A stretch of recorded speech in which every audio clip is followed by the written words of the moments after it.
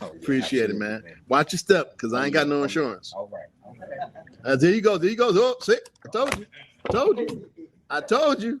You just running away so fast. I ain't got no insurance.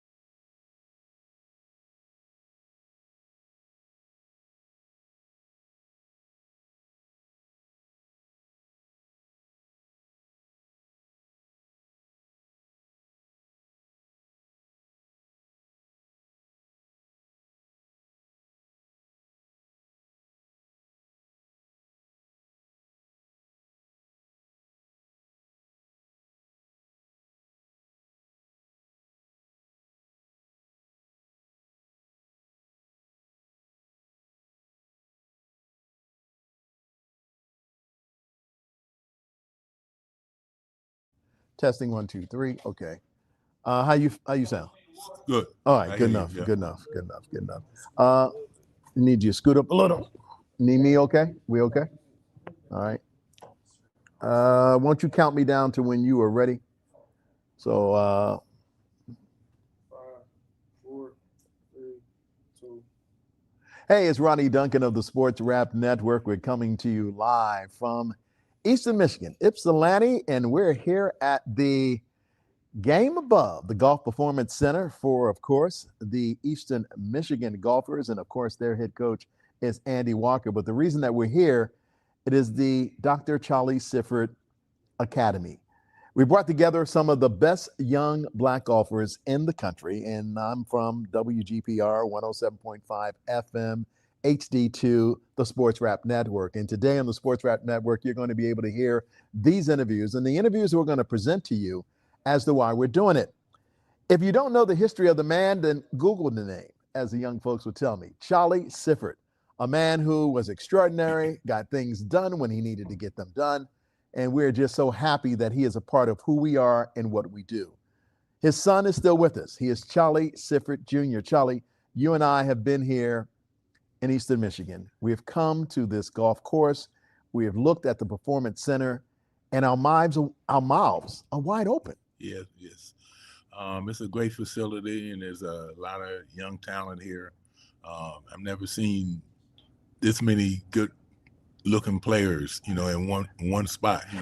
I run across one or two here and there. Yeah. To see 8 that had the talent that these young kids have is amazing. Young men and young women. Correct. And Charlie, you have a good eye for young golfers. And one of the reasons why the Duffers have decided to help to put this together, and we want to thank Russ Crockett and, of course, John and Jerry and the work that they do, is that they want to expand the inclusion of what your father started. And that's on the PGA Tour. Correct. The first black ever not on the tour, but more importantly, the first black to win on the tour. Talk about your dad and what people don't know. We know, I know, but you know best. Yeah, well, he was born in Charlotte in 1922. He started caddying as a young boy at 12 years old, and that's fell in love with the game. He worked hard at it. He caddied, carrying doubles, and just learned the game. He learned by just watching people because he didn't have anywhere to go to be trained to play the game. By the time he was 17 years old, he was the best player of all the caddies at the golf course. And then he moved to Philadelphia when he was 17, lived with his brother, and went to work And then one day, going on the way home, he ran into a guy that was had some golf clubs getting on the bus. And my father asked him, "Where were you going?" He said, "I'm going to Cobbs Creek." And he said, "Are we allowed to play golf there?" He said, "Yeah, everybody can play. All you need is some golf clubs and money to pay your green fees." And next thing you know, my dad was there, and every day he had off, and after work, he was at Cobbs Creek playing golf and refining his game because he just fell in love with it, and he wanted to be able to compete at a higher level than when and play against the big boys on the PGA Tour, not realizing, all the measures he had to go through to get there. He had no idea about the Caucasian only clause that was in the bylaws of the PGA. He never even heard. He didn't know what bylaws were at this time. But all he wanted to do was play. He wanted to make it easier for those coming up behind him to have had the opportunity to play, considering all the problems that he had growing up in the game. I know I'm going to take you back, but the day that he won, did you, Mom, those around at that time get the feeling that he was going to win, that he was getting that close to winning on the PGA Tour? We knew that, he was playing good at that particular time, but we had no idea that he was even that close to winning the tournament, because it was in Hartford in '67. We were living in LA, and there was really no TV coverage, so we didn't know what was going on. We knew he was in contention because he had called us a couple of days before, like on Friday. We didn't talk to him on Saturday, didn't talk to him on Sunday. So we didn't know what was going on. And we get a phone call, and first thing out of his mouth said, "I won." My mom was so excited she dropped the phone. But it was amazing, how energetic and happy he was. You know what, man? I'm taking you down that trip down memory lane. It is Ronnie Duncan Show right here on the Sports Rap Network. But more importantly, it is looking at that time in 1967. Later, it would become the Sammy Davis Jr. Greater Correct, Hartford Open. right. How happy was he to know that I'm the first black guy to do it, and you're the first black guy to have a golf tournament, PGA sanctioned golf event, in the honor of a black man? What was that relationship like between those two? Oh, they were good friends. My dad knew Sammy before he was involved with the golf tournament, because he had met him during the years that he worked for Billy Eckstein.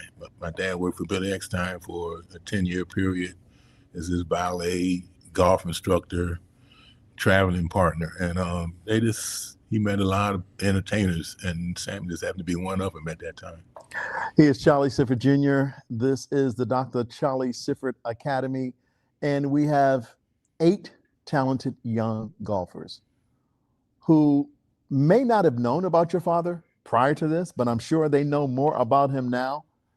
And now they are following in his footsteps to expand that inclusion of African Americans playing the sport of golf. We have a saying on the Sports Rap Network, "We all we got." But they got a saying here, "Just let me Just play." let me play. That's the book title of the book my father wrote in 1992. And we did a centennial version in 2022 with some added information. It goes all the way up until, covers his life up until 2014. There's one thing to know about the joy that we have all experienced back in the mid-90s. Tiger Woods winning the Masters, Tiger Woods doing what he has done. And I think that Russ Crockett said it best to me. I think John and Jerry said it as well, that we're more than just Tiger Woods. And that's not a knock. Correct. Okay. And I think this is an example of that. You have received many honors in your father's name, a statue, tournaments who bring you back. There's not a Hartford Open that happens that doesn't say, "Hey, Charlie, what are you doing? You got to come this particular weekend." This is different. We're talking about the training. We're talking about the focus. We're talking about building. if these components are not the right components for a Dr. Charlie Sifford Academy, and having someone who is a 4-time NCAA champion golf coach. I mean, Andy Walker lives, breathes on the things that are so important not only to you, but to your dad. And I know that you've known Andy for quite some time. Yeah, and yes. Andy is the kind of guy who goes, hey, you have no idea the day that I met your dad, this and that. And then what he has been able to do here at Eastern Michigan, how gratifying is that for you? It's very gratifying. Like I said, I met Andy over 20 years ago. He actually was one of the first to receive the Charlie Sifford exemption to the LA Open, which is now called the Genesis Open, which happens to be sponsored by Tiger Woods. And we had developed a friendship over the years. Haven't really seen each other a lot during that time period, but we were well aware of each other. I knew where he was, he knew where I was, and we just and it was good seeing him again this year. I saw him last year when I came up for the Rocket Mortgage tournament, and we spent a lot of time together. This is the first time I've been to the golf course. It won't be your last. No, it won't be my last. As long as he's here, I'll definitely be back. Hey, he is the one and only Charlie Sifford Jr. Let's talk about the Duffers. Okay. And you've met them, and you've met John, you've met Jerry, and you're talking about commitment and putting money in the right place. Correct.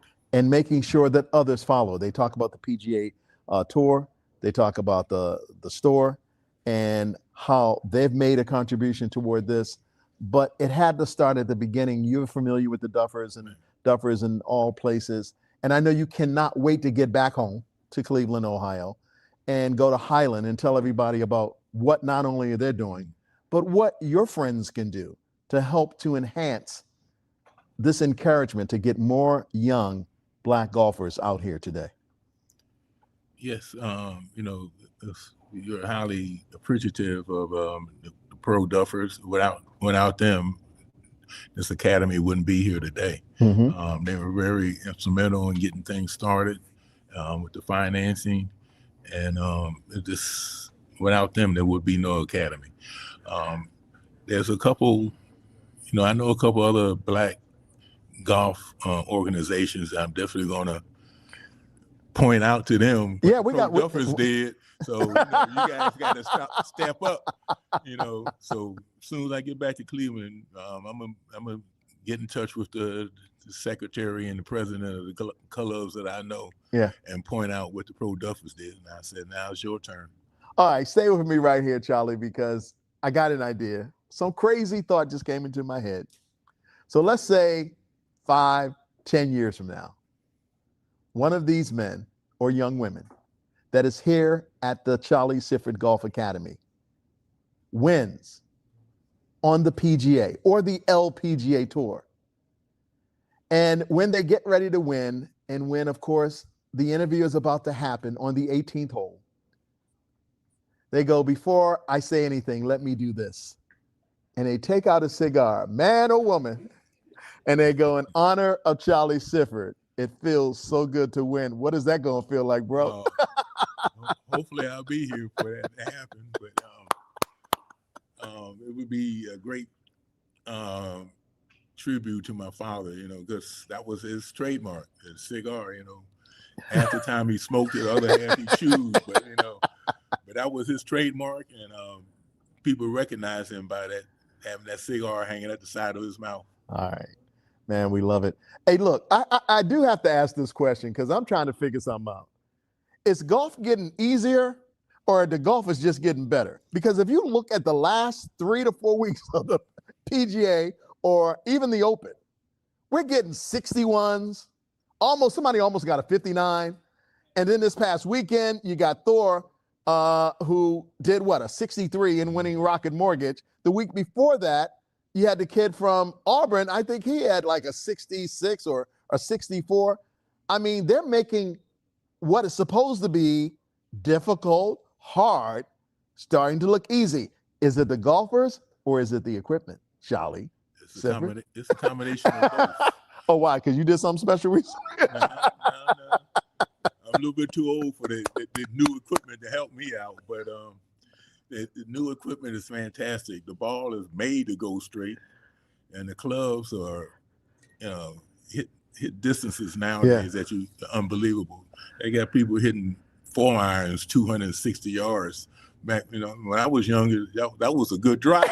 On a 4-iron, and the kids are just they training now. They train like professional athletes, and it's all year round. Year round. When my father was playing, the only exercise they got was walking from the tee down from the first tee to the first hole. There was no gym exercise going on at that particular time. Yeah. Man, I'm going to continue this conversation with you. We're not done. I'm going to have you back on the Ronnie Duncan Show on the Sports Rap Network. We're coming to you live. We're streaming.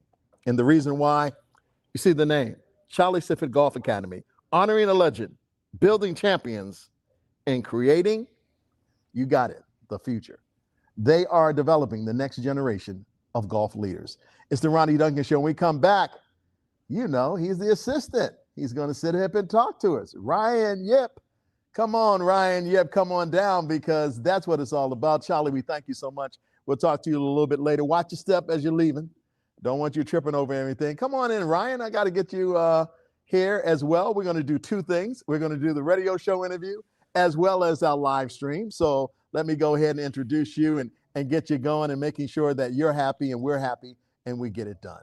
All right, Sports Rap Network, Ronnie Duncan inside your radio, and we are here at the Dr. Charlie Sifford Golf Academy, Ypsilanti, Michigan, Easton, Michigan, and you talk about a facility, it has been encouraging. We've heard, of course, from Andy. We've heard from Charlie Sifford Jr. We've heard from the pro duffers. Now let's go ahead and hear from an assistant coach who gets here. Deals with the juniors. He deals with the golf. He loves what he does. He is, of course, the one, the only Ryan Yip. Welcome to the Ronnie Duncan Show on the Sports Rap Network. Brother, how does it feel not only to be here, but to be a part of something special? Well, first off, thanks for coming here and doing this. It really shows a lot to us and the golf community that you're here. So thank you for that. I have asked everyone, so you're not going to be any exception, Ryan. Man, when you saw this facility, had you ever seen it before? And when you did, were you like blown away by the total commitment by the university and the community when it comes to golf? I mean, come on, we're talking Michigan. I lived right down the road in Detroit. Weather ain't always that good. I would expect to see something like this in Florida, Arizona, California, San Francisco, but it's here. Brother, tell me your thoughts and your opinions when you first saw it. Well, obviously I was blown away by just how big it was. Like we're able to hit 40-yard shots inside, and that's important when you're in Michigan in the wintertime, right? So obviously, I have a really nice putting green downstairs and the simulator bays. We have sand putt lab. We have force plates. We have exercise equipment. So everything you would ever need to get better at golf is in this building. And it's truly a testament to what Eastern Michigan's done. Game Above stepped up and helped out with this building as well. So we have a great ability to produce great players here. One thing we recently saw is he tore it up in the NCAAs. And Corrigan comes and wins the 3M. And you've been down there. Their facility can't even touch this. Are we going to have some future champions coming out of here? I'm talking about Ypsilanti. I'm talking Eastern Michigan. And what do junior golfers need to get to this next level? So, yeah, I truly believe like Eastern Michigan is going to produce some PGA Tour winners in the very near future. We recruit all over the world to get the best players we can to Eastern Michigan.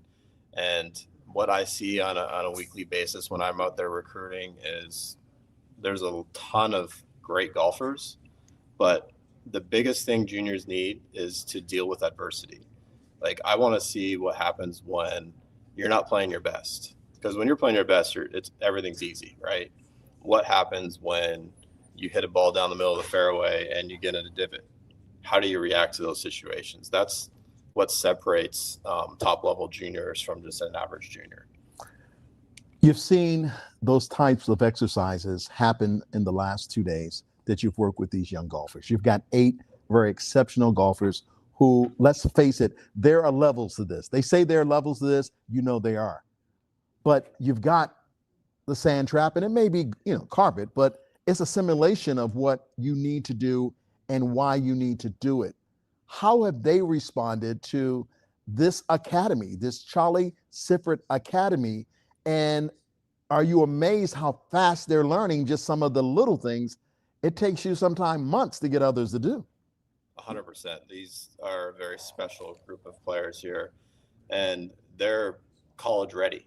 I mean, we have Camden, who's 12 years old, and I could see him in a couple of years being ready for college, and that would make him 14. So, like, these are elite junior golfers, and they're ready to take that big step. They're like sponges soaking it all in, right? We tell them one thing, and within 5 minutes, they're able to do it. So it's a testament to the talent that Charlie Sifford put together for this camp, and the future is very bright. Charlie Sifford, first African American back in the late 60s to win a PGA sanctioned event. What he had to do, sometimes people become annoyed and upset with, because it wasn't right to be exiled, to be put out, to be told you can't play, you didn't win, we can't accept you here. For you to see where the game of golf has gone, and to know that this is a man, the ambassador of opening that door, and you recognize the history, what goes on within you as you know today and this week has been about Dr. Charlie Sifford and his golf academy and the goals that others want to reach through it?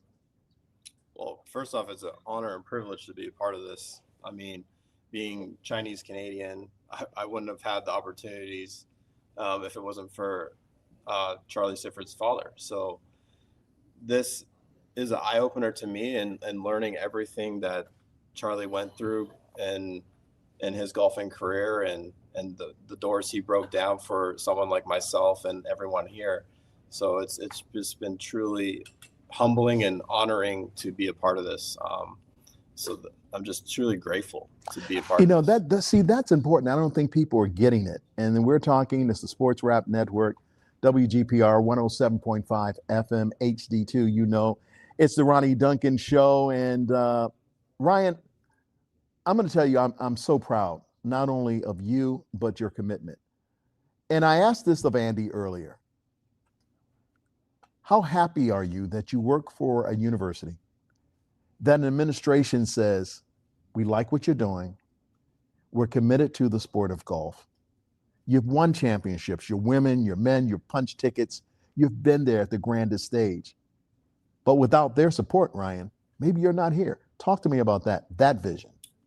Yeah, it's Eastern Michigan has done a great job for college athletics in general, and what they're doing with the golf programs is it's very, like I said before, it's humbling. Like there's very few minority coaches in the NCAA and the golf side. We'll see it maybe a little bit more in basketball and football, but like when it comes to the golf side, it's just there's few of us, right? Like, so for them to step up and hire Andy is a great thing for golf in general, and it's a great thing for college athletics on the golf side. So they've done a great job with the funding part, and now we're able to get the players we want to truly make a run at NCAA championship. How easy is it for you as an assistant coach, as a recruiter? Say, for instance, you pick up a kid who's been playing on New York public courses and he's from Harlem, New York. Or you got a kid who plays all the time and at the private courses and the public courses of Phoenix, Arizona, or maybe down in California or in Florida. And you bring them here for the very first time. Are they amazed just like I am? I've never been here until today, okay? And I told Andy this, I'm shocked by the resources and what you have and the commitment from an athletic department on golf. I would have thought I was in Florida. I would have thought I was in Arizona. I would have thought I was in California. But yet you're doing it here. Your thoughts? Yeah, it's truly amazing. Like being able to play Eagle Crest golf course every day. It sits on Ford Lake, and there's probably about 7 holes that go on the lake. So I mean, the views are beautiful. The course is always in great shape. Shout out to our superintendent Logan for making sure the course is ready day in and day out for us. And obviously the facilities are amazing. So we have everything that you would ever need to get better at golf, and we will produce PGA Tour winners out of Eastern Michigan. Man, you just don't know. I became a big fan. I'm gonna have to get out here, see what I can swing with. Potentially, and I like what we have here, and I just want to make sure I don't get it wrong. Honoring a legend, building champions, creating futures. The Pro Duffers Foundation, the PGA Superstore. When you work with these golfers, and you're the guy that the freshmen have to deal with first before they even get to Andy, but you see the potential in the young men and women that you've been dealing with the last 2 or 3 days. Do they align with honoring the legend, building champions, and creating futures? Final question for you. Yeah, 100%. So the talent that I said before has been put together for this camp has been remarkable.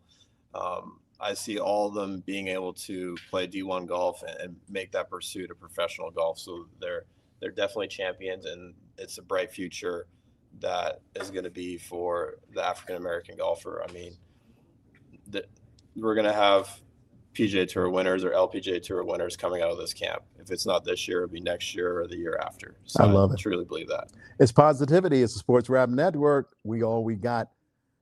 Man, we thank you. Thanks, brother. Appreciate it.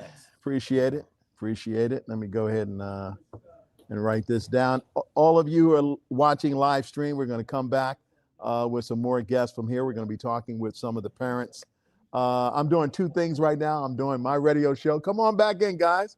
And the Super Duffers, and the Pro Duffers, of course. And they get things done, Jaron and Jerry.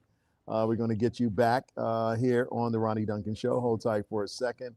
I've just got to sit there and do this thing where I have to put in what my work is about. And if I don't do that, then it doesn't get on the air, and then I look bad. And we know that everything is automation and computers these days, and ain't in the world of AI. But I was glad to get it done. So that's the key to that.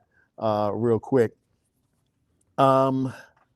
Since we've done an interview on air, I think it's best to bring it back. And when we talk about John and Jerry of the Pro Duffers, the USA Foundation, Hagler and Jerry Woodard, I just want to say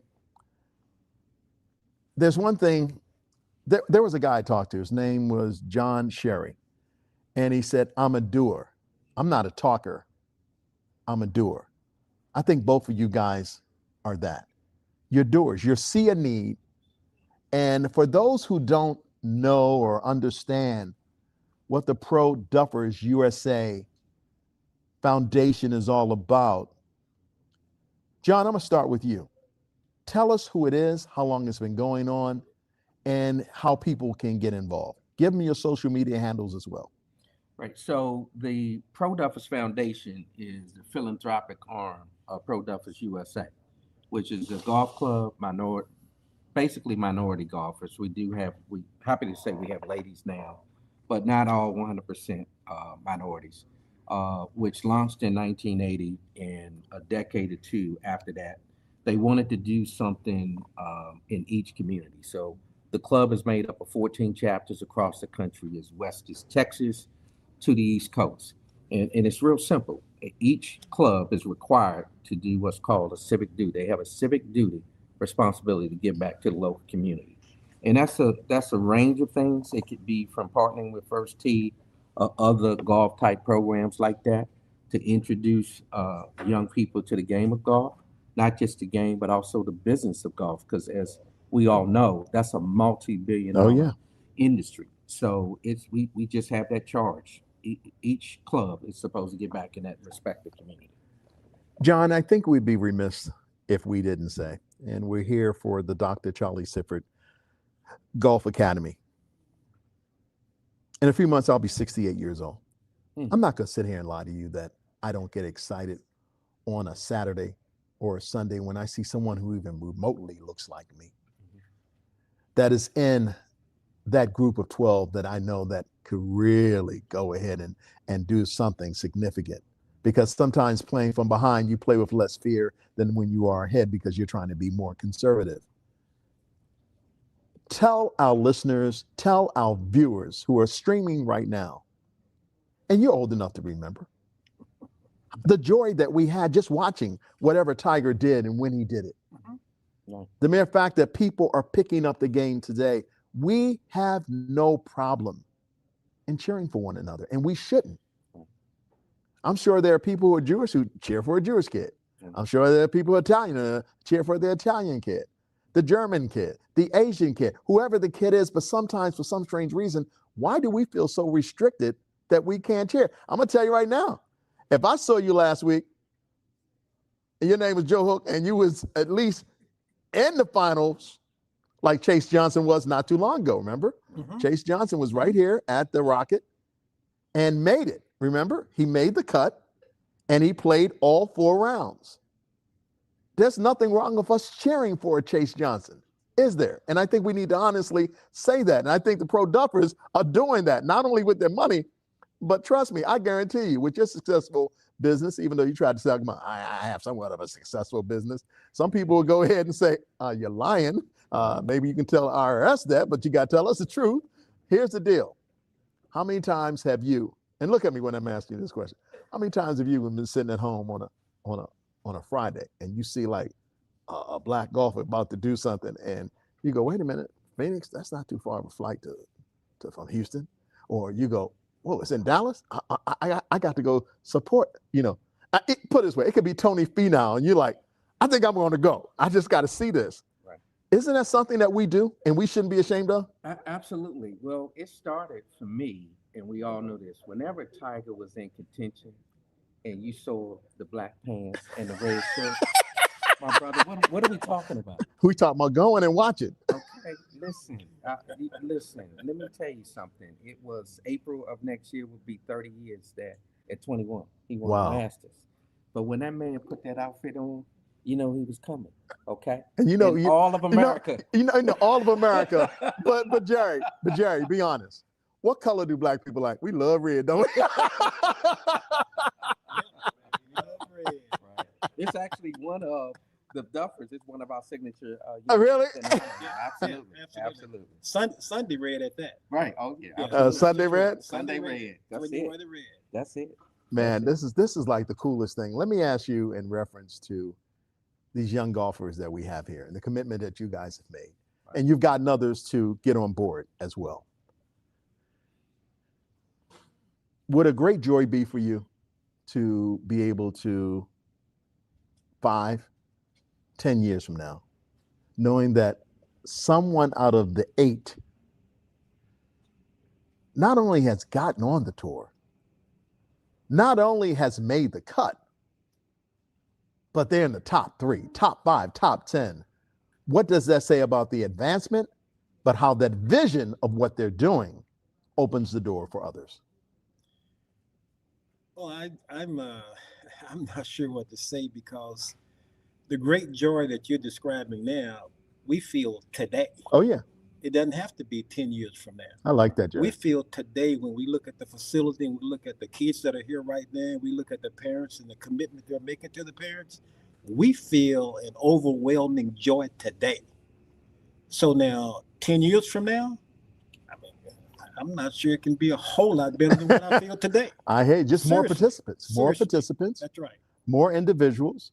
It catches on. Yep. They recognize that, oh, I didn't know I needed that little tweak in my game, because you've got Ryan, you've got Andy, and they see certain things, and you've got a staff that is committed to the advancement and the betterment of golf, but yet we're helping out individuals. Right. What about you, John? Well, I'll tell you this, and all 8 of the families are special. All of our 8 golfers are athletes are special. But I'm going to put one in particular out there, because she's the only one that's headed to play golf in the fall, and that's Ashley Shaw. Okay, Ashley Shaw. Let me tell you something. She's coming. She's coming. She's coming. Renee Powell knows her name. She's coming. Renee Powell better know her name though. She absolutely All right. she does, and she's coming. Because we can get down to Canton, Ohio, real quick. Listen, let me. It ain't the best course, Hey, but it's a country club. Let me tell you something. In the next week or two, that young lady is stepping foot on the campus in Athens. I feel so good about where she is, and to see how within the last 30 days what she had to go through from an admissions perspective. I think she's going to go there and she's going to compete, and she is going to make a name for herself. And at the end of the day, that's what this is about. So watch out for that name, and not just her. The rest of we could not be more prouder of our inaugural class. Mhm. God is, I mean, Oh, he's good. is in the midst of all of this All the stuff. time. From our people, from the synergies to, I can't say enough about the Sifford family, about Charlie Jr., Russ Crockett, obviously the Duffers. We stepped up, PGA Tour Superstore. We need more sponsors. We need more commitment from other golf clubs. We are here with a perpetual mindset, and we can't do it alone. We're here honoring Charlie Sifford. Yeah. The Charlie Sifford Golf Academy, the Dr. Charlie Sifford Golf Academy, honoring a legend, building champions, and creating futures. But we also got to be honest and tell our history. You spoke about the young lady. She's going to Athens. She's going to be a Bulldog with, of course, the Georgia Bulldogs, SEC. Some of the best college golf that there is, Division I. But we would be remiss if we don't reach back and think about that tall, lanky sister who went to Florida A&M. She, of course, did it on the tennis court, and later in life did it in golf. And I'm talking Althea Gibson. First Black woman ever to win Wimbledon, first Black woman ever to win the U.S. Open. And she said, oh, by the way, I can play some golf too. When we talk about that rich history, how important is it for us, John? How important is it for us, Jerry, to make sure that our young people know you're not the first, but damn it, you will not be the last. It's absolutely critical. I mean, that's what this day is all about. And if you had the opportunity yesterday to see the Charlie Sifford film that's being created, you see that. And you had an opportunity to have 8 young folks that may or may not have been exposed at whatever level to see the history that Mr. Sifford actually made in the game of golf. And he was the first. Oh, yeah. Right? Not Tiger Woods, but Mr. Charlie Sifford was the first. And that's the history. You gotta be exposed to it. I know you may not be the biggest basketball fan, but we know who is the biggest name in basketball, and that's LeBron James. and seeing that and recognizing, and then you've got Steph Curry, you've got Charles Barkley, you've got the greatest of all time in Michael Jordan. When you see these athletes cross over to this sport and the joy, I mean, I'm like, LeBron is like, he's like 1 foot in retirement, 1 foot playing, because he says every time he goes to Phoenix, got to play a course. Every time he goes into Houston, got to play a course. That's what he's looking forward to doing. What is so great about this game that now other great athletes join, and LeBron is a great addition, and Steph Curry is a great example. This is how they relax now. Yeah. Tell me why. And just in your opinion, you've been playing for years. You love the game. Tell me why. Well, I think it's. Oh, wait a minute. Wait a minute. No. You know what? He's talking about years. He's talking about years, like, whatever. Man, look, just because you're 182, don't blame it on us. I'm only going to tell you what I've heard. But I'm going to tell you what I heard. So think about when you play in a team sport at a competitive level. These guys, what I've heard, not just from them, they have an opportunity as an individual to go out and it's them in the golf course. Yeah. I think from a competitive spirit perspective, it doesn't get any better than that. Yeah. And that's what it's about. It's them in the course and it just being natural competitors. To me, it's a natural progression. How about the integrity of the game? Oh, right. Yeah, The honesty of the game. Right. Absolutely. I don't play the way Donald Trump play. Right. Oh, yeah. No, we were talking about that yesterday, but that's another show. That's another show for another day. Yeah, that's another show for another. This is live too. But quite honestly, think about it before we go here. Think about it. it's a game where you're talking about professional athletes that have basically dominated the game. That's right. They're not dominating golf. Oh no. And it They're humbles dominating golf. and it humbles them. Absolutely. And then they're thrilled because they're like, I gotta do this. I Yes, gotta win. I can't gotta do this. You should have heard I was talking to he won a national championship in 1979 with Michigan State, was on the same team with Magic Johnson, Greg Kelser. Good scratch golfer. Good scratch golfer. Right. And I said, Greg, how soon are you going to be able to get LeBron James? He said, I can't wait. He said, because I know he's not as good as I am right now. It takes a while to acquire this skill. Right. And I think that's what you were talking about. It just takes a while to acquire the skill. The reason I brought that up, and I think we have to tell the audience, and I think we have to tell all of these young golfers, golf has not been new to us. We've always played and wanted to play and had to protest to play. And for those who are sitting and they're like, man, I ain't playing no golf, man. That's a white man's game, country club game. Stop. Go to a public golf course. See some of the brothers and sisters that you see there and they come on it. They love the game. This game may have discriminated against us, but we never discriminated against the game because we love the game. Mm-hmm. There are a lot of black golfers in America today. Are there not, John? Absolutely. Absolutely. But it's also a warning you should warn them. It's very addictive. If you think you're good athletically, it's very addictive. And then, you find out. Because then you walk into this man's son, Charlie Sifford Jr., and he taking your money at the golf course. It's just that simple. All right? It's the Ronnie Duncan Show. We're going to come right back, and we're going to talk with Dr. Michael Cooper, who's going to be joining us, and we're going to talk about his influence on everything that's done. Once again, I want to thank you, John. I want to thank you, Jerry, and we're talking about Pro Duffers Foundation because you guys get work done. All right, thank you, man. Thank you, hey, look. Do me a favor. Give me this. Give me this. Give me this. Whoa. Back up. Now go ahead and get out. All right, you fine. All right. Look, he almost slipped again. we had an episode earlier, and that's what we're laughing about. Doc, if I can get you right there and put those headphones on. He's been in the industry for a long time. And that's the guy that you hear telling me everything is in a long time.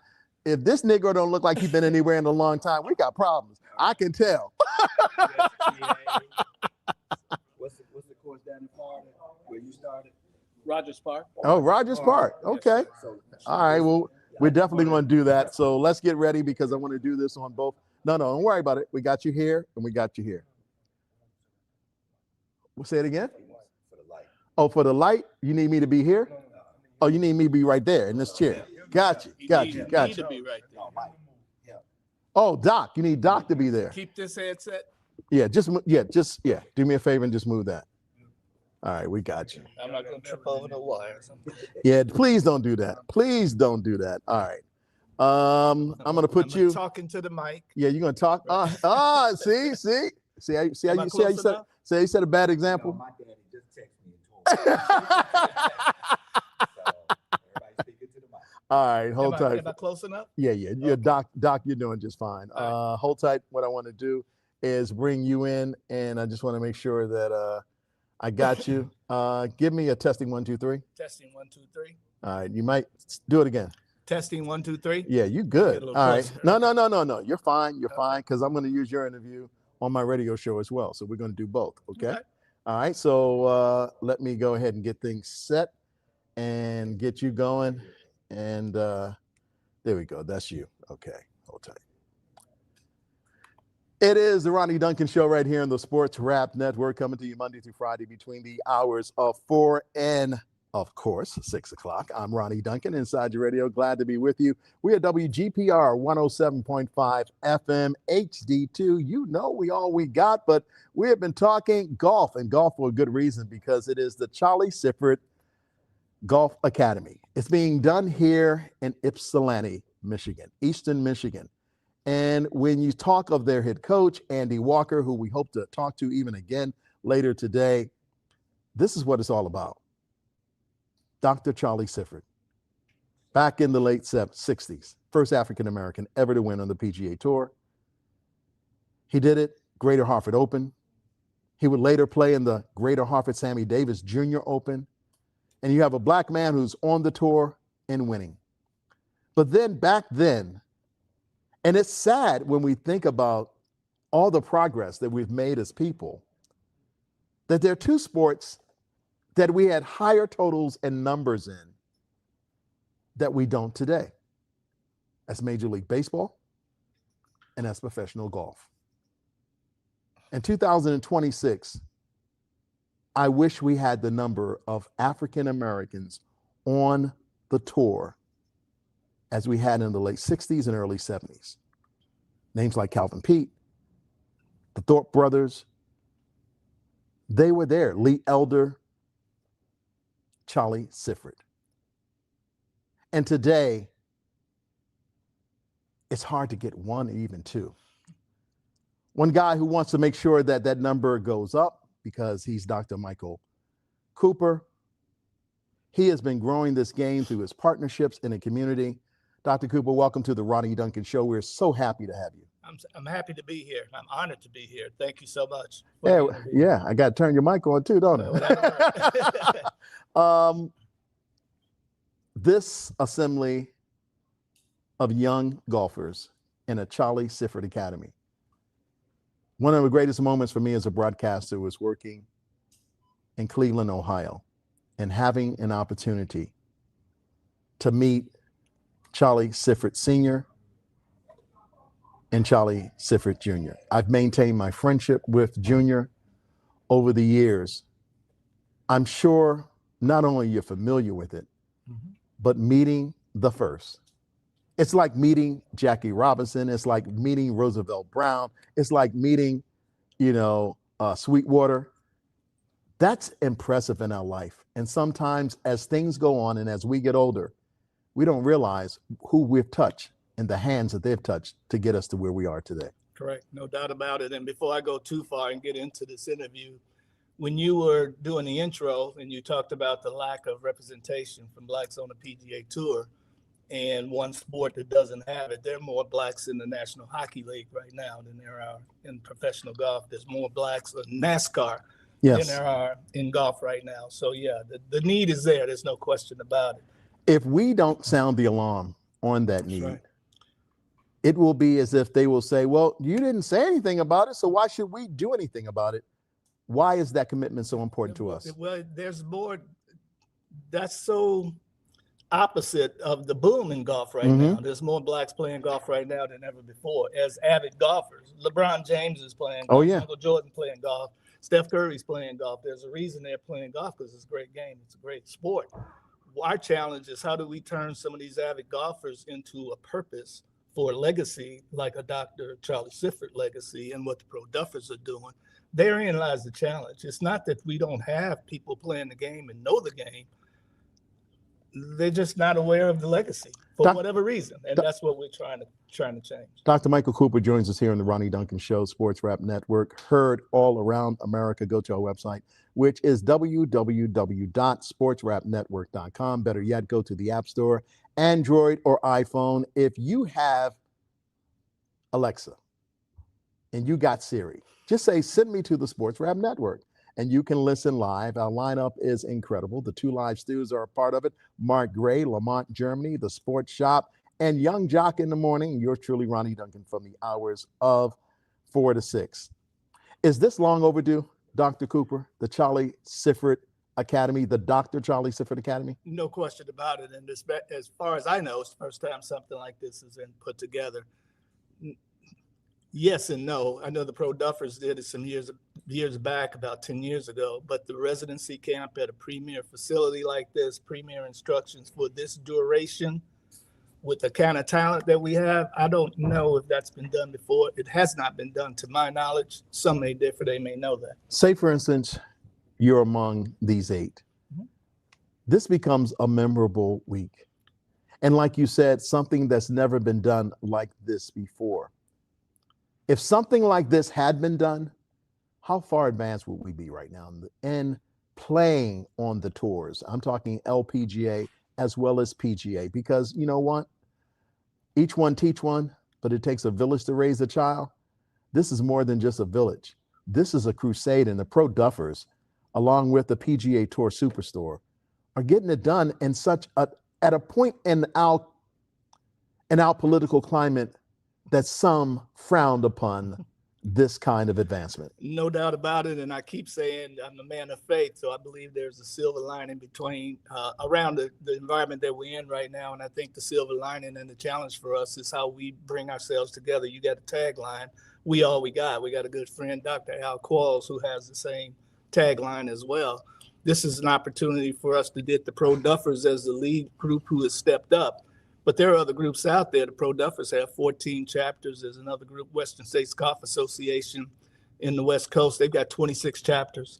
There's a group around the Gulf Coast, the SAAG, Southern Amateur Association of Golfers, 12 groups. Sunshine State Amateurs in Florida, 14 groups. There are pockets of groups that are avid golfers, been around 50, 60 years. National Negro Golf Association, Charles Sifford has a long affiliation with them. If we can just pull together a few of them, they've got some people in there, in their group, in their community, who will believe in what we're doing. What we're doing this week, though, is hitting the home run so we can go and story tell. Russ is documenting everything, video and everything. Now it's on.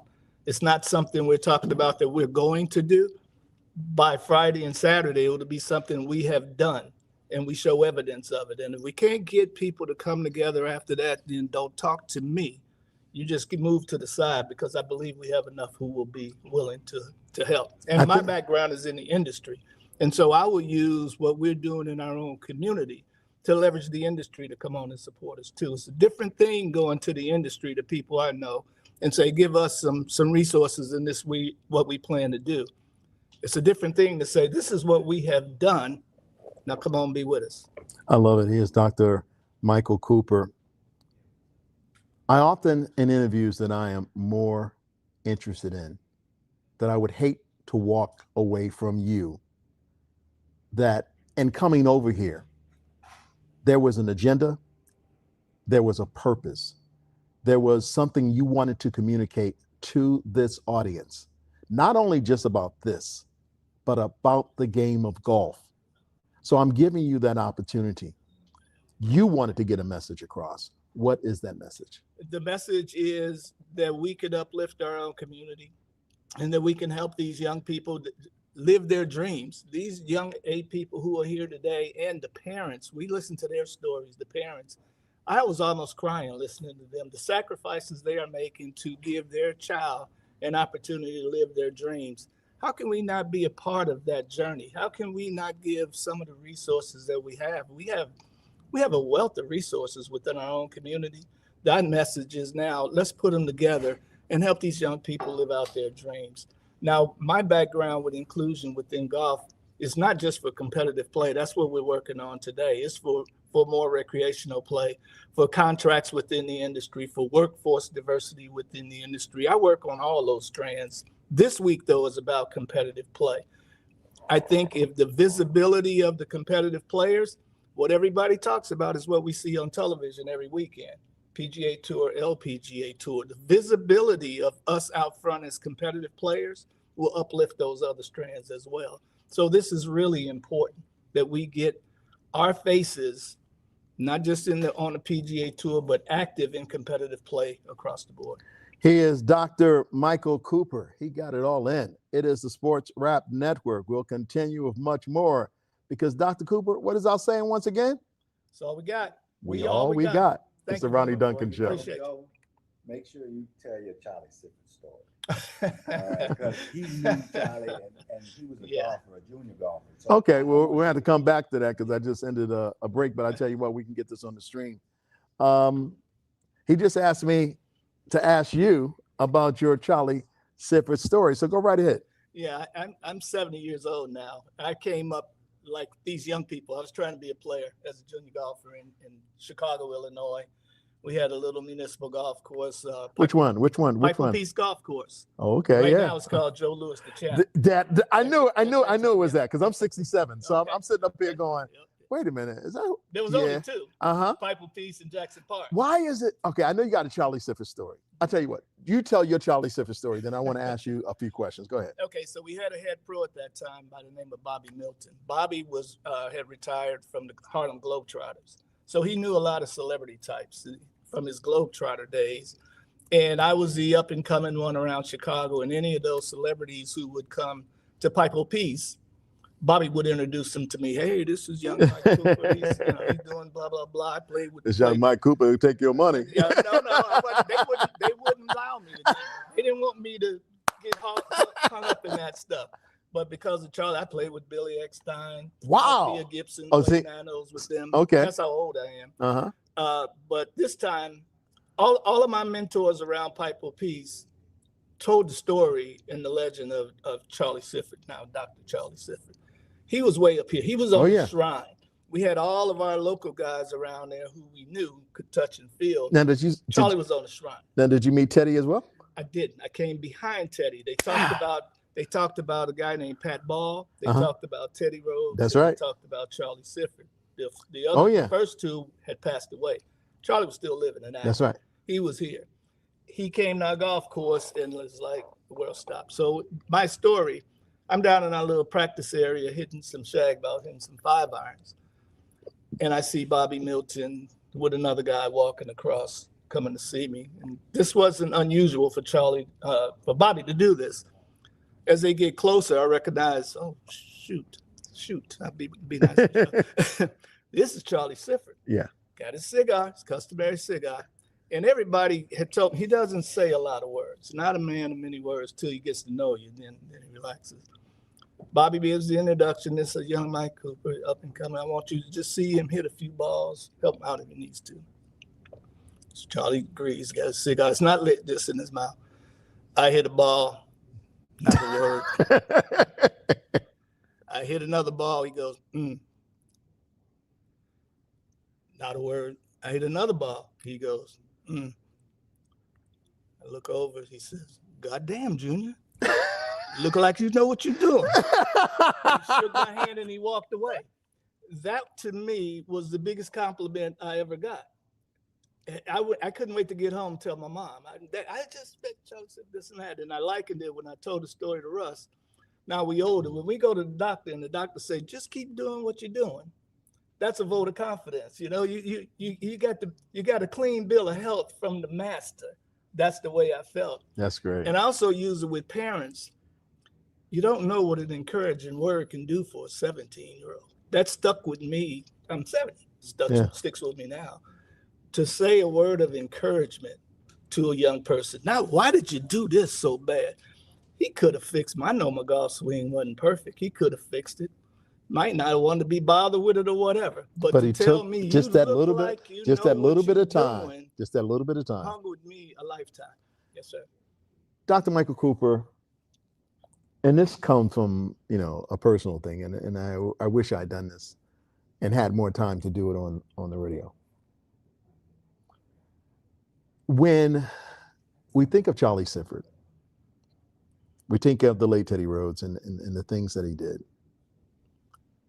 Sometimes we miss the link or the glue that put it all together from at least that charming historical time of African-American history, when the biggest name was not even debatable. It was Joe Louis. Mm-hmm. And he says to Billy Epstein, you got to help this guy. Mm-hmm. Why is it that we go through a period of time where we recognize him as the Brown Bomber, but not the ambassador to open the lanes of golf to Black Americans? I mean, he brought Sugar Ray Robinson in, he brought Archie Moore in, and everybody who was anybody in Black entertainment, be it Bill Bojangles Robinson, be it Lena Horne, they made sure they picked up golf clubs because of Joe Louis. Am I missing it or am I hitting it right? I think you got it spot on. And they helped shepherd the Charlie Siffords to break down the clause and do other things. And that's just kind of the same context we're talking about now. Let's help our young people get into this thing and live out their dreams. Same thing. It's great, man. Woo. All right, man. It's Appreciate been a you, brother. pleasure. Hey, take your time. Take your time getting away. All right, because we come on, man. You gotta help people out. Because I ain't having nobody fall on my time. I'm trying to get to 70. I got it. All right. All right. What shoes you got on, bro? What them? I got on 25-year-old shoes. Oh, Skechers? 7-year-old, yeah. How they feel? Can't beat it. You know who's their number one sponsor? Sugar Ray Leonard. Really? Ray Leonard Jr. got the deal for his daddy. I'm gonna have to take a picture of all my stock. Yeah, as you got, you know. So I think they're partnering with you, right? Yeah. And we're both going to be on the same mic. Okay. Who do we have here? We got the Bowers family. Okay, we got the Bowers family. Got Daryl Bowers, the parent. Adrian Bowers, the dad. I gotta get your number because I got it. No. I'll get it from Russ. But you got to see something. Okay. You got to see something. Where you living now? I live in Tampa, Chicago originally. Okay. I live in Texas. Okay. I bailed out a long time ago. I may have a friend of mine reach out to you. He does Spectrum Sports in Tampa. Okay. So talk about, Black history, Black sports. Look, man, when you have influence, you got to go ahead and use it. You got an opportunity to go ahead and do something positive. That's what it's all about. It's amazing.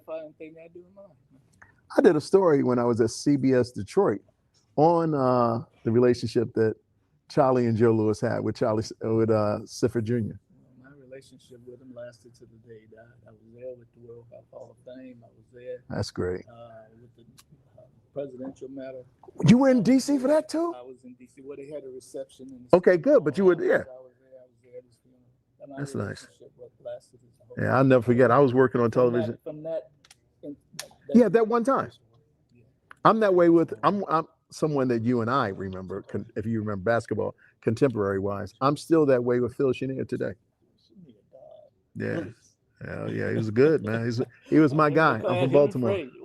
Oh yeah, when he hit Walt did. Cool as can be. Said, no. Phil had 36. Walt had 47. I'll never forget that guy. I was like, man, don't ever hit that man He's again. the only man I know who can carry a talk show all day, bro, without a script. All right. Okay. You guys put on these headphones. You got them? Where's yours? Wait a minute. We only had one because it was. No, it should have another one. Is something on the side? Or behind anybody? One in front. One in front? Where is it? Oh, by you. Oh, no wonder. I'm sorry. All right. Good enough. We're going to be going live stream in just a few minutes, and we're going to go ahead and do an interview with the Bowers, Adrian, and Daryl, correct? Yes. All right, just want to make sure. All right, my name is Ronnie, and we're about to hit this. And if any of your folks, just listen when you hear me give it out, if they want to hear it worldwide, because we're syndicated all across America and around the world. So they can hear it at 4 to 6 on the Sports Rap Network tonight. Okay? Appreciate it. All right, cool. So I'm going to let you know.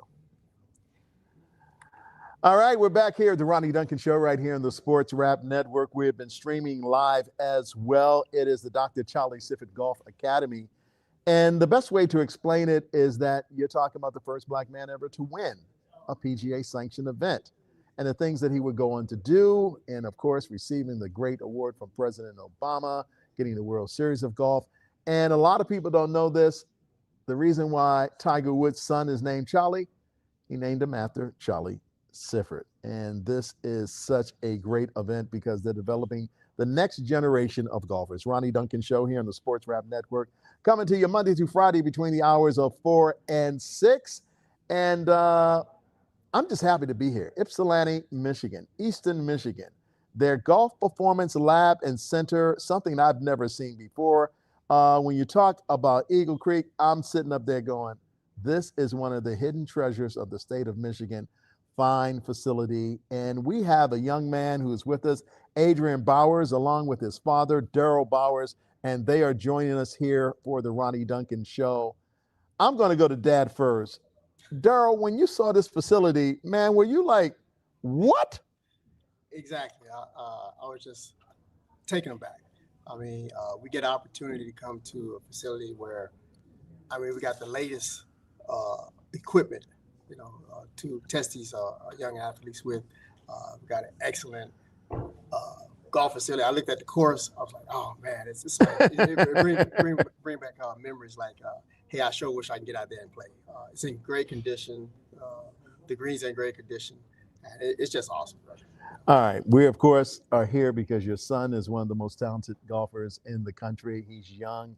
He is, of course, Adrian Bowers. Adrian, how old are you? 17. 17 years old. And he ain't got no peach fuzz. Sound like me. You can imagine how I felt being a 16-year-old on the campus of Morgan State University in 1975, and I look just like you. Everybody said, I got a little brother at home already.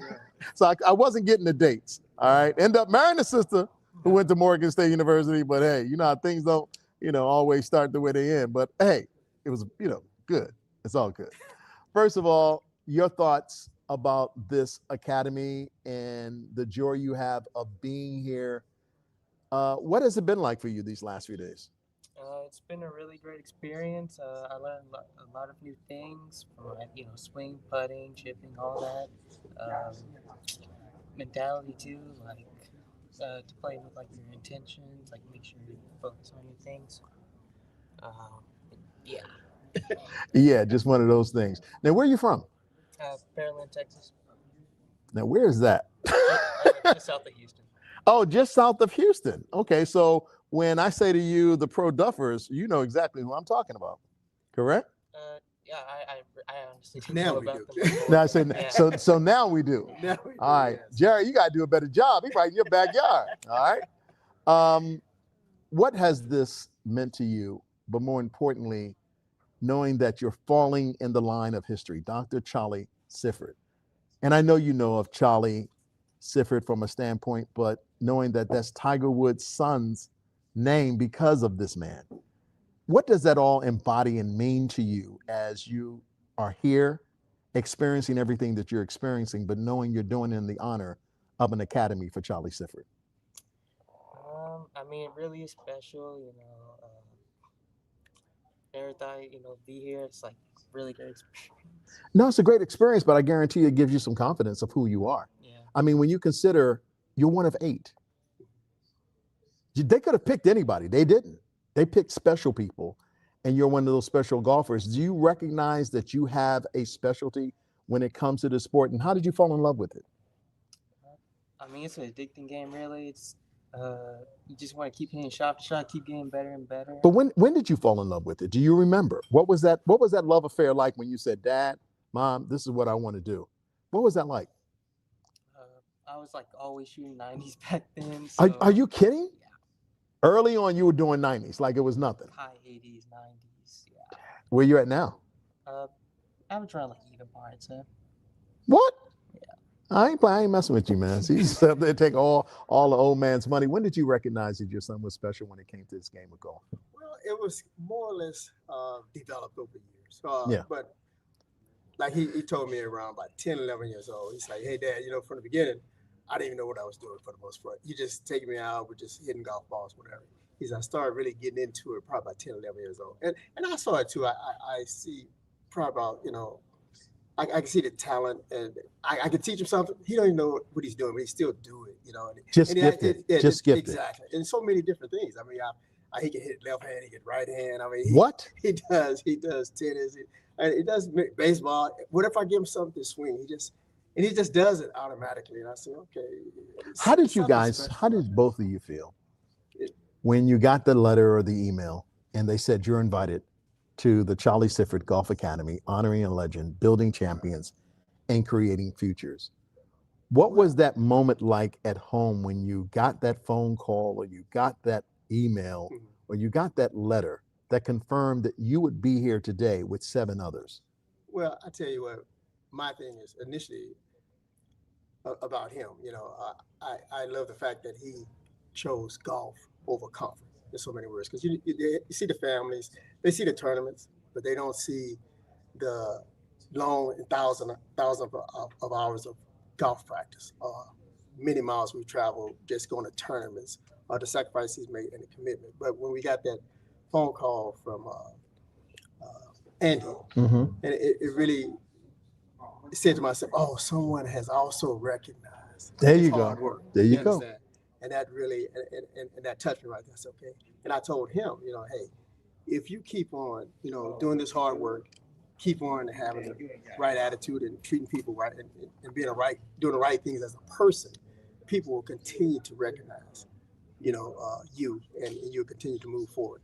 I told him, I said, hey, we're going to the Charter Sifford Academy, but this is just a way station to our final destination, which is the PGA. You know, If you look back and you think of Tiger, yeah. and you think of his dad, there are pluses, and then you will say there are minuses. No doubt. When I talk about the Bowers, how is your journey, Daryl, with your son, and Adrian with your dad? How is it going to be different? It's Do you ever feel like, I don't want to push him too much, but I want him to love the game? And I guess the question I have for you right now, Adrian, do you love the game? Of course, yes. but see, you should say how it's going to be different. It's already different in the sense that from the beginning, like I said, he like Tiger, Mm-hmm. he's picking it up. That's what he wanted to do right away. You know, you hear all the early interviews with him as a little baby and stuff like that. It wasn't with Adrian right away. It has come lately, you know, and now that's all he think about. He's even made some goals now, you know, and I'm not gonna say the goals, but No. I don't want you to say the goals, because I want you to tell me what those goals are going to be. So you can go and you can go ahead and act like you don't talk, but trust me, I'm sure if this young lady and she was around your age, you find some words to say to her. So make sure when you're answering that question, you act like you're envisioning talking to her, because you'd be like, yes, I really want to play. Yes, okay.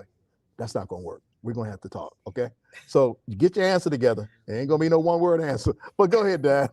So it's how Adrian is like, who is this crazy black man talking to me right now? But go ahead. But no, so it's already different in regards to that. But my thing is, I have to put in a lot of time work. Yeah. So being away from him. So I went, well, okay, so he doesn't have a swing coach, but I had, you know, a little experience with golf myself. So I've been working with him, you know, but you know, as these kids get older, Oh, yeah. they don't want to listen to me. Even though I have all the trophies on the wall, he's sitting there, he can see them. And he makes fun of us. And No, I have more than you, Dad. you know what? It's the first I place, know you're telling the truth. You know why? You know why what's happening right now, Adrian? The dimple was showing right now. Right? I mean, I can tell them they won't listen. So, you know, I talked to Andy about it too as well.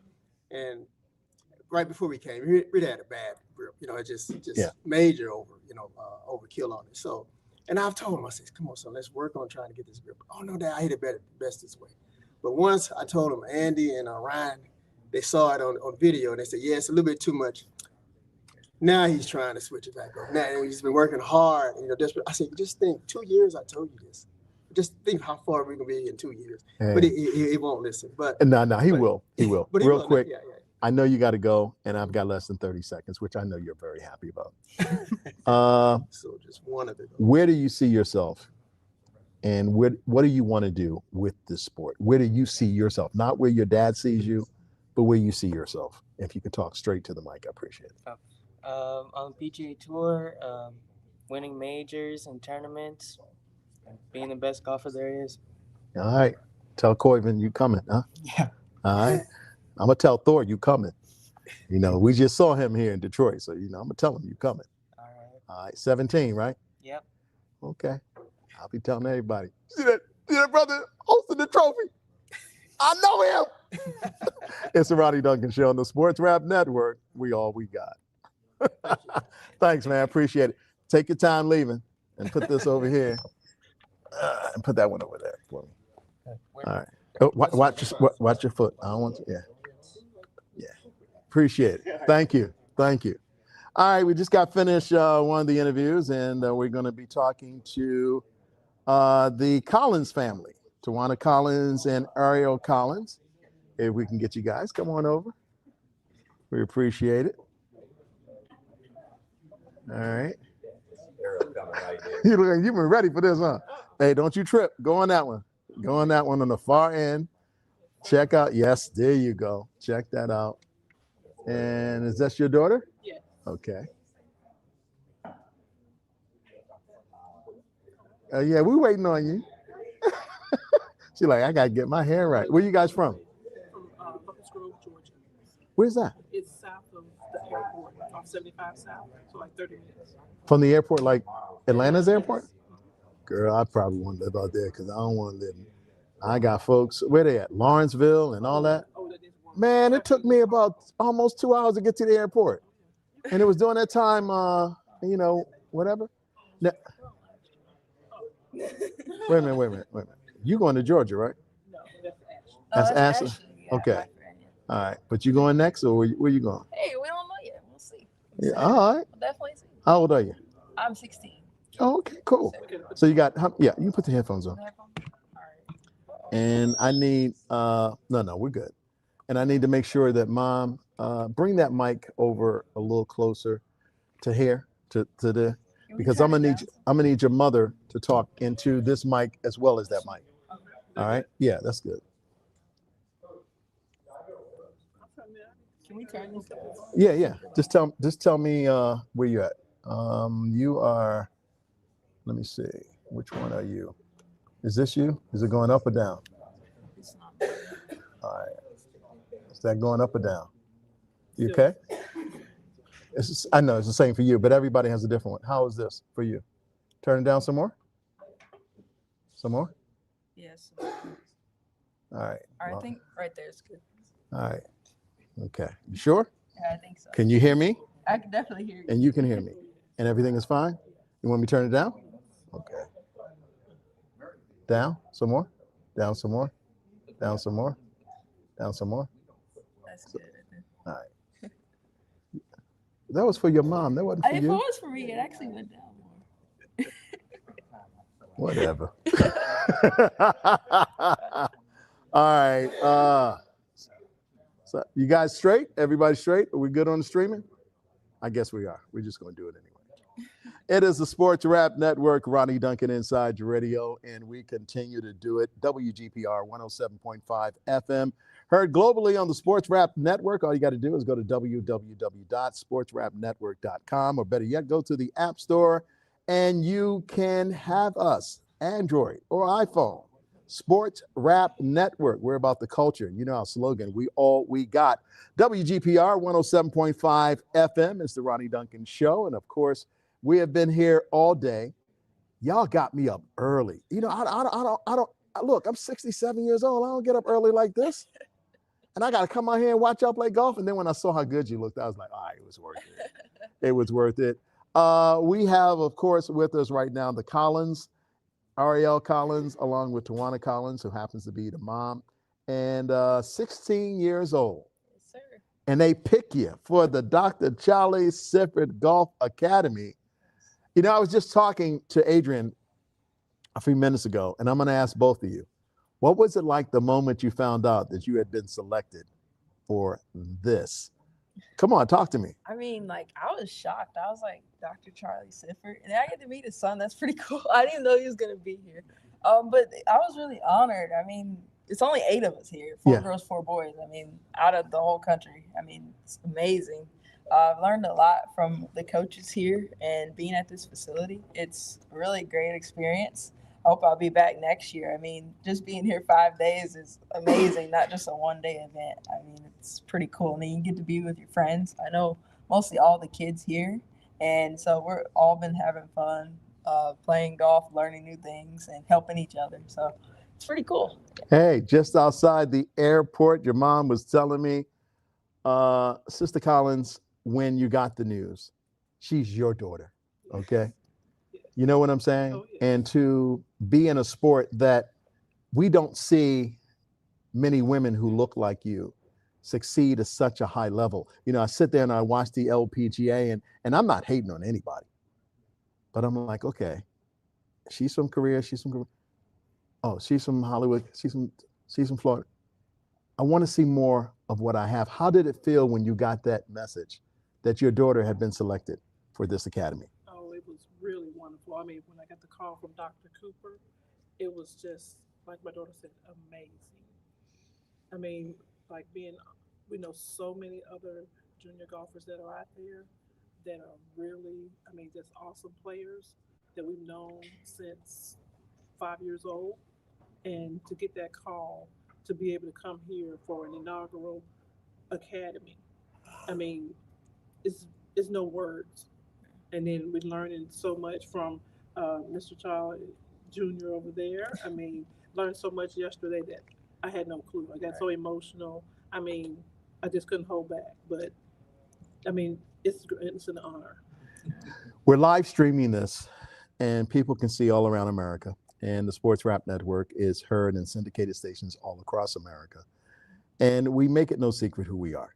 We are all Black Sports Talk Radio.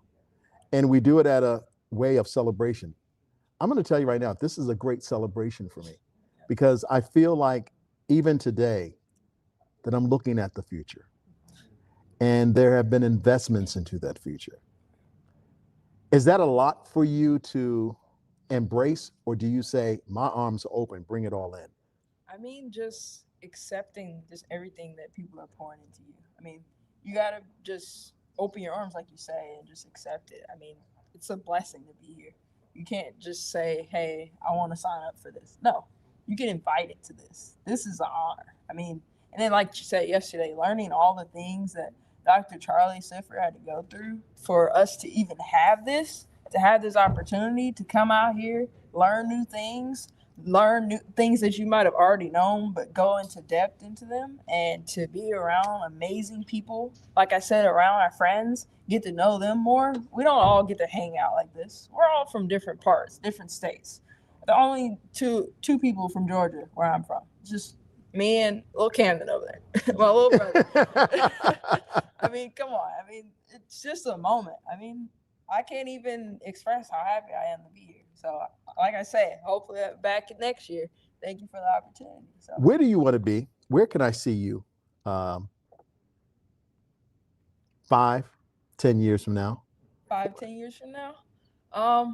I'd say definitely at a college, university, just pursuing my goals. Like now, just starting out, finishing my amateur career, enjoying my life, being a kid. I mean, enjoying the educational part, enjoying life, enjoying my parents, being around my parents, and around my brother. My brother has autism. A lot of people don't know that. Mm-hmm. So just embracing that and having fun with him, and then going on to having a good college career. And also, a lot of people know that I love giving back to the community, and I love giving back to youth, and I love Special Olympic sports. I recently, we started the golf team in our area, Henry County Special Olympics. We started that, and all the kids on the team and adults, they medaled last year at the fall games. Like, you talk about greatness. Like, you know, we taught a kid, he is completely blind, and he hits the golf ball. Talk about how inspirational that is. And you're telling me I can't go out there and just have fun with this game? There's so many different things you can do with this game. It's amazing. I mean, you can't even talk more about it. I'd be here all day if I could talk everything you do with this game. Look, I got 2 daughters right now, and Ariel, I'm about to adopt your behind. I mean, you almost like the epitome of everything I want. You're making everybody in this room, and by a round of applause, listening to her, we're in good hands, are we not? By a round of applause, listening to her, we're in good hands. And I got to ask you, this is you. You started this. You created this. I'm blaming you for all this success. How does it feel? Oh, it feels amazing. And like she said, You should have seen the look on your face when she was talking. You're like, that's my baby. That's my girl. Talk that stuff, girl. Own it. You know? Yes. I mean, everything she said is totally true. We have a strong community behind her, and we all support each other. I mean, everything that the community has, they're calling, can she come? Can she come help do this? Can she come help do that? We're like, what time? We're there. Mm-hmm. And I mean, we started, I mean, since she was 4, she's been like that. Wow. Yep. I tell you what, there's somebody else who's like you. They're out of Florida. It's a different sport. You got a golf club, she got a racket. I don't know if anybody's ever told you this, but if there's anybody from a mindset where you're at, you're like a little miniature Coco Golf getting ready to do your swing thing, and we appreciate it because that just says a lot about you. I'm proud of you. Thank you. Just met you and just proud of you. I've got ideas that I want to share with others about you and what you plan to do. Yes, sir. When you look at that LPGA tour, Oh, yeah. do you see yourself in it or trying to get in it? Talk to me. I see myself owning it, honestly. Go on, girl. I see myself doing my thing out there. Kind of like a LeBron James. I'm going to own it. I'm going to get it. I'm going to own a team. Yep. I see myself owning it, going out there, doing my process, doing what I've trained. I've trained to do this. This is what I do. I mean, come on. I've worked my whole life for this moment, and just chase it. Just go after it. What's the worst thing that can happen? What's the worst thing that can happen? Failure is not, it's nothing. Failure is not out there. There's no such thing as failure. No such thing as failure. Okay, so you're going to major in theology or golf? Which one? Because you're doing some Les Brown, you're doing some preaching. I'm like, daggone, Jamal Bryant ain't got nothing on you, huh? No, I mean, come on. There's nothing you can do. I mean, you're out here doing what you do. You're doing what you do best. You're out here interviewing people, doing your thing. I mean, why can't I? And go every do interview my is thing? different. Have you noticed that? I'm not doing the same interview for it's everybody. not. I bet you like, oh, he going to ask me that same question. No, I No, ain't. you're not. No. Well, we have a slogan here at the Sports Rap Network, and we're going to wrap up this interview. All right. But I want you and your mom to join me on the count of three. The slogan is, we all we got. All right? Yes, sir. So 1, 2, 3. We're all we got. That's all we need. That's what my mama said. There you go. Thank you so Thank you much, so girl. much. Yes, sir. No, what happened? No, go ahead. You can just continue. So basically, I was downstairs, we were working out, and I was putting the, it's like a ball you put on the pole, and I was. Something that simple. Yeah, I was. It's all I did was come No. in. It just looks bad. Tawana, can I talk to both of you? I'll take your time getting out because I don't want you to fall. I'm not trying to get this on. All right, here.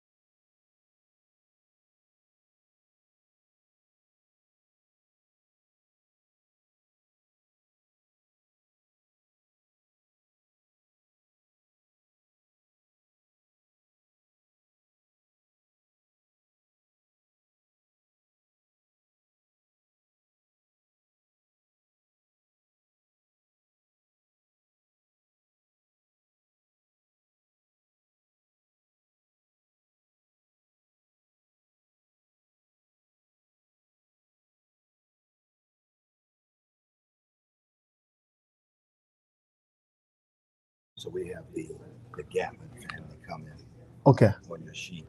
All right. Let me do some stuff real quick. Okay. Because I may not be able to get them in on the show. Hold tight. So we go in them first, and then we'll come back with the Okay. guys, Okay. Kate, Haley and Gatlin and Spencer Gatlin. All right. I'm already at 6, 7. What? This would be my last segment for my show. Wow. Hold tight. Let me do this real quick. Okay. Unless You want them to come sit down? not right now. Just in a second. I wanted to get something because I could easily make a mistake in talking to you and delete a segment. I ain't trying to do that. All right.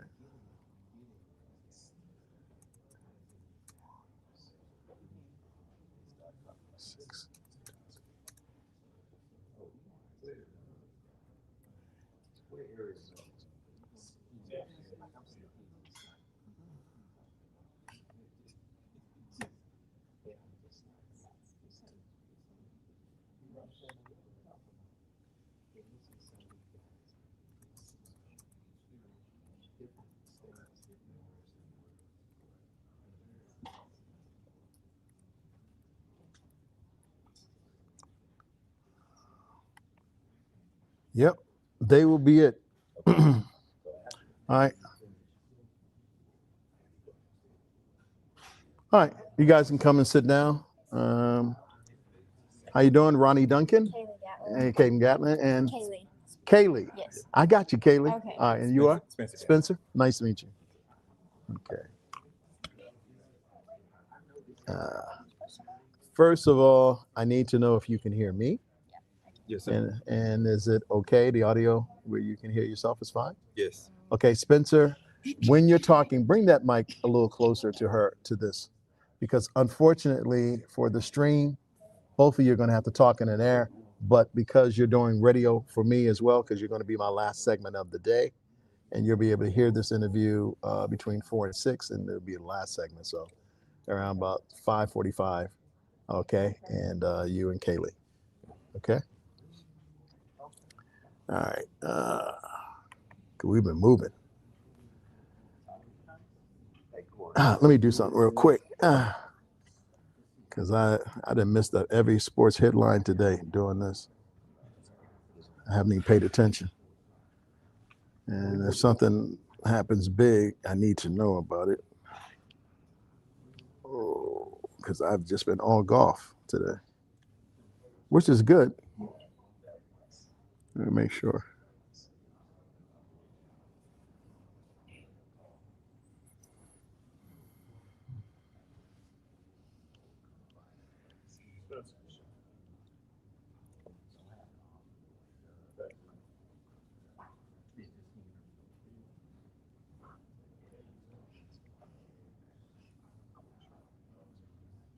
Okay.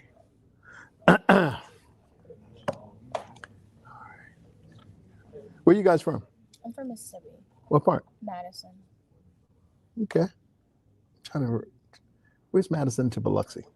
About 3 hours. It's Okay, north. so We're you're north. near Jackson? Yeah, we're right above Jackson, on the outskirts of Jackson. Okay. Troy Johnson, TV, news anchor, light-skinned brother. I don't know. Yeah, I think I forgot the station he's at, but he's a good friend of mine. And I've known Troy for a long time. Wait a minute. Okay. Hold tight, and let me make sure I got you guys. It is the Sports Rap Network. Ronnie Duncan inside your radio, coming to you live from the place that they got a golf center that is incredible. I'm talking Eastern Michigan, Ypsilanti. And we're talking about the Charlie Sifford, the Dr. Charlie Sifford Golf Academy. But before we move on, you know, everyone has been talking, Ronnie, when is it going to happen? When is it going to happen? It's going to happen soon. I'm talking about Jahmyr Gibbs, whether he's going to sign a big contract with the Detroit Lions. You know they got to be working on it, especially after today. Indianapolis Colts and Jonathan Taylor agreed to terms on a 2-year, $44 million extension, and $30 million. 39 to be exact has been guaranteed. Good for him. He's one of the best backs, but he's not better than Jahmyr Gibbs. So Jahmyr Gibbs is probably looking at this and saying, do I do a 3-year contract like Bijan Robinson, or do I do a 2-year contract like Thompson? We'll find out more. But once again, we are here at the Charlie Sifford Invitational. From a standpoint, they call it an academy. You get to learn your game. You get to know what's going on. She is Kaylee Gatlin, along with her father, Spencer Gatlin. They are both from Mississippi, just outside of Jackson.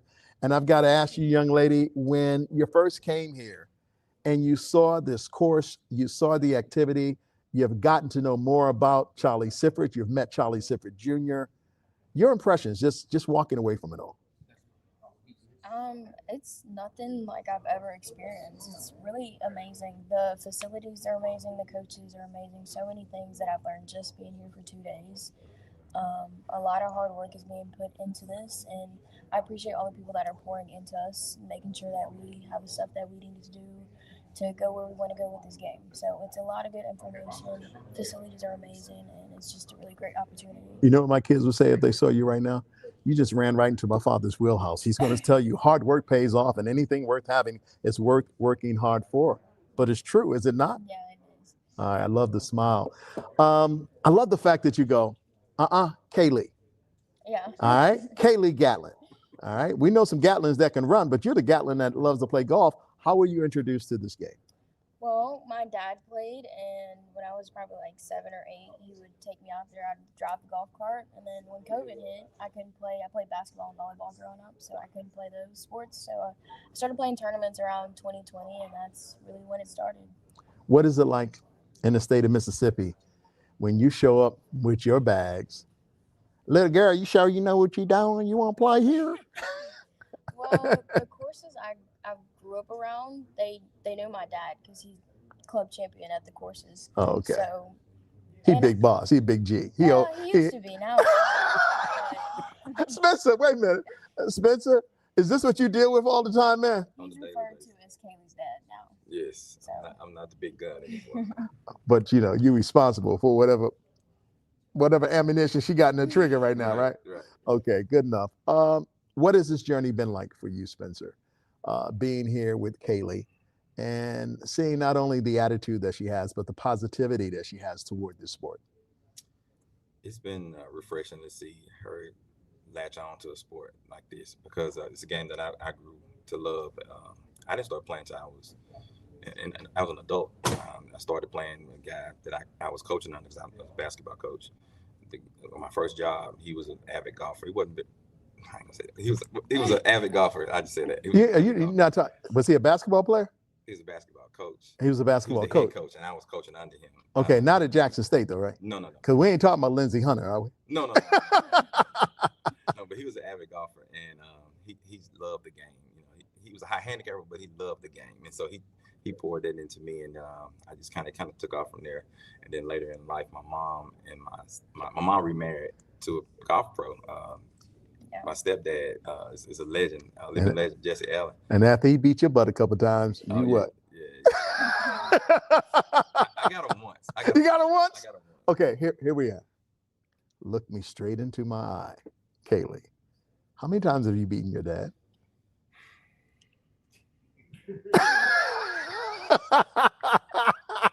Spencer, like, damn, bro, why you got to go there? So here, in my defense, Kaylee is not the average female golfer. She hits the ball extremely far. So now Kaylee has to play the tips with me. She cannot play the women's tees, and she still can get me from the tips. So it's. I remember. What was the first time like? You want me to tell you my first time? All right, so I was a track and field guy, right? And my daughter was in her sophomore year of high school, and she's running the quarter mile. She hadn't even run the hurdles yet, and she's my oldest, and so she became a 3-time state champion in the state of Ohio. Why did I think I could beat my daughter in the quarter? That day that she beat me, she would have beaten me either way. I went ahead and had a fake hamstring injury coming around the curve and saying whatever. Did he try to pull off something fake and was like, oh, you know, something must be wrong. It's arthritis. My knee hurt. So this kind of how it's set up. So she was already trending in the right direction. And I saw that, like, she, you know, after a few years, she was shooting under par, and then she wound up winning the 7A individual state championship in Mississippi. And so, but she was already beating me every now and then. But the first time, it was pretty. Spencer and Kaylee Gatlin, the Gatlins are here. What does this invitation mean to you? It means so much just to be even brought in a conversation to be a part of this. That meant a lot to me because Charlie Sifford is a legend. He broke the color barrier for the PGA Tour, not just for African Americans, just for anybody who wasn't Caucasian. So that was just a big deal in itself. And to know that this is going to be a week-long camp and we were going to get poured into, and knowing that Coach Walker was going to be here, that was a big deal to me. But yeah, it just was really eye-opening. It kind of shifted my perspective of where I was with the game of golf, and now I know that I have another family to pour into me and support me through my journeys. I love that. The Sports Rap Network, Ronnie Duncan Show. You know, when I was thinking of doing the show and coming here and going live, I was like, okay, I've done First Tee, you know, and I love giving back to my community and my people. And I'll tell you unapologetically, I love Black people. Better yet, I'm in love with them. But then when I see this, Charlie Sifford, Golf Academy, honoring a legend, building champions, creating futures. Kaylee, you are the future. Am I going to see you on the LPGA Tour? Not only there, but as a winner. Yes, you're gonna see my name at the top of the leaderboard. I love it. Now, how old are you now? I'm 17. 17. So college is definitely in the mix. Have you decided where you're going to go? I'm not. All right. When you came and you saw this beautiful facility. It's really nice. It's really nice. Yeah, it is. I mean, what were your impressions? Because believe it or not, even though I've lived here for 4 years, I've never been out here. I'm coming back. What were your impressions? I mean, especially you see the hotel, you see the performance center, and I saw you working out. You know, everybody was looking from upstairs, and you were just enjoying yourself. And you know, when Rip was going with the Ryan, that is going with the back stretches, I could see all of y'all were like, "Ooh, this feels good," etc. How has this whole experience been for you? It's been really good, especially coming to college campus because I start college next year. Just seeing how kind of the day in the life is for a college golfer and seeing what the practice regimens are and then the warming up, the workouts, kind of getting a feel to what to expect for next year. All right. Between me and you, I like it here. Mm-hmm. It's too damn cold. Yeah, that's another thing. I'm not used to cold. So Mississippi, we get ice for maybe like 2 weeks. All right. Sounds good. When we look at golf today and the historic stats don't look good.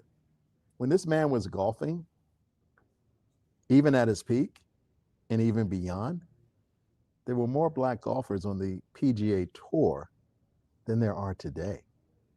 There are more blacks playing hockey in the NHL than there are black golfers on the PGA Tour. LPGA, similar situation. Are you destined to change that? Yes, I think a lot of black people don't play golf because they're not introduced to it at the ages we were. Like they didn't have, like their parents probably didn't play golf, so they weren't used to it. Like in Mississippi, everybody's playing basketball or volleyball or football, so they don't think that's something they should be doing or something. They think it's a white man's game, but it's really no color to golf. It's just access. So we're here because our parents have introduced us to this game that a lot of black kids don't get the opportunity to be introduced to until late in life after they finish a career or it's just a office hobby. So I think it's a blessing that our parents introduced us to this at an early age because it's so much more, and there's so many career paths outside of just playing pro, and it's so many connections being made on the golf course. You got to be a proud daddy, Spencer. You got a Gatlin that's doing some good things, and she ain't running away from it. She's running toward it. It's been the Ronnie Duncan Show. I just want to take this opportunity to thank my man, Charlie Sifford Jr., Russ Crockett, Dr. You know, I mean, I've just had a magnificent time, Michael Cooper, and all of the young people and the parents that I've met today. Keep in mind that we are in a better place. And we are better people. As I always tell you as we close, keep God first because he will never have you last. Just know that the young people that we're entrusting with our future will make us proud. It's the Ronnie Duncan Show coming to you from Ypsilanti. And I can tell you, we got. All right. Thank you. Thank you. Appreciate it. Watch yourself, please. I ain't got no insurance money. Come on. All right, and make sure you don't trip. I'm serious, bro. All right, hold tight. We already got. So, did you plan on being a radio host? It's what God had in the plans, and I've always enjoyed sports. And I did television for 40-some years, and toward the end of my career, I decided I was going to buy a radio station, and we're going to do this. So that's what I'm doing, and I still do TV. In sports media, so I was just wanting to ask you some questions about that. What did you major in college? Major in speech communications, minored in religious studies. Morgan State University, class of 1979, before you were ever even thought of. Hey, 77, I was in college. Nice to meet you. I'll talk to you in a minute, though, okay? Yes. All right, man, thank you, brother, hold tight. What do you think? Everything is great. Glad you can make it, man. I'm enjoying it. How's it go? On your behalf.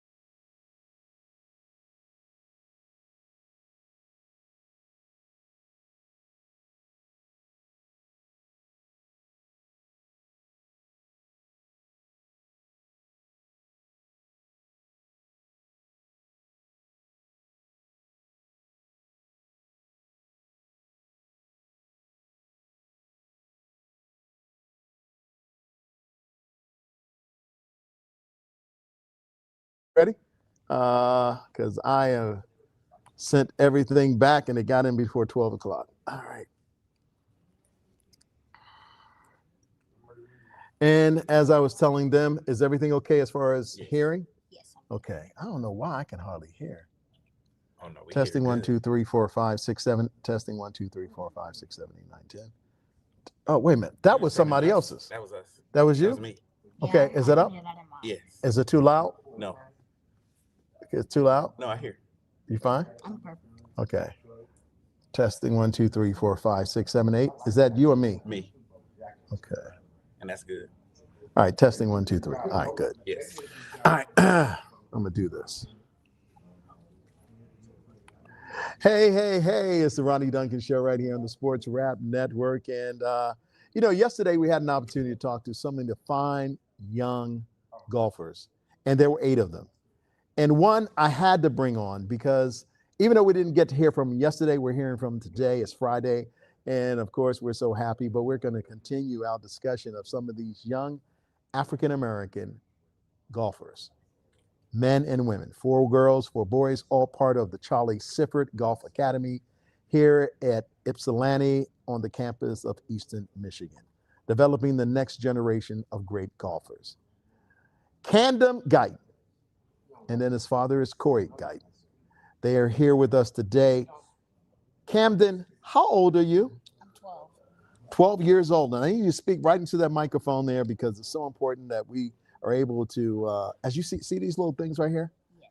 All right, I need to make sure that when you're talking, it looks like that as well. So how old are you, 12 years of age? 12, yes, sir. How were you introduced to this game of golf? My dad bought a plastic pair of clubs, and I picked them up Oh, one cheap, bro. A plastic car. It was a plastic set, and I picked them up one day, and I started swinging, and then from then on out, it was what it is now. What it is now? What is it now? Tell me. Deep love for the game. When I look at your dad, it just reminds me of those proud moments that I have and continue to have with my son, Joshua. Corey, he's doing what he loves. And the mere fact that you took something as simple as a plastic golf clubs, and yet you turned it into the love of his life. One of the best moves you ever made, is it not? Absolutely. It was because it wasn't, I didn't know that junior golf existed. Mm-hmm. It was, I played golf when I was in high school, but at that time I wasn't playing golf. And I picked those plastic clubs up. It was for his 4th birthday. But I know, but get this, it was not really because I was trying to get him into golf. It was, I needed something to fill in for his birthday during the week because the big presents were coming for his birthday party at the end of the week. And so I just picked it up. I played golf, when I was younger. Yeah. I'm like, I get these. He didn't touch them for about 6 months. And then when he picked them up, never put them down. Camden, you know the names. And maybe even before this, you didn't know that name. And I'm speaking the name of the late and great Charlie Sifford.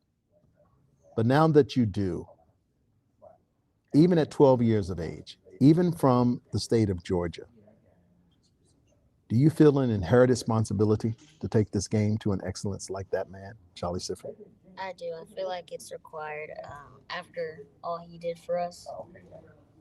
I feel like it's almost a requirement to, give back to the community and stay humble with who you are. I think it's required. I do. When did you know? And you said to dad, mom, grandma, aunties, cousins, I'm blessed with this talent. When did you know?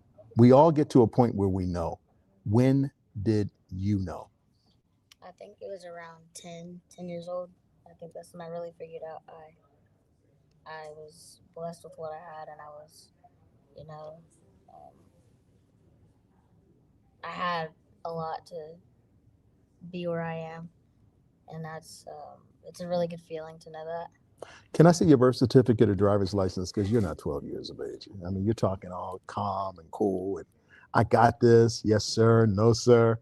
Corey, is he being real, or does he talk to you as an adult? Sometimes you have to sit back and go, he's not my 12-year-old son. So, it's interesting because we were talking downstairs, and I said, sometimes when I'm dealing with Camden, I forget his age. Because he talks as if he's 25, and I forget that he's 12.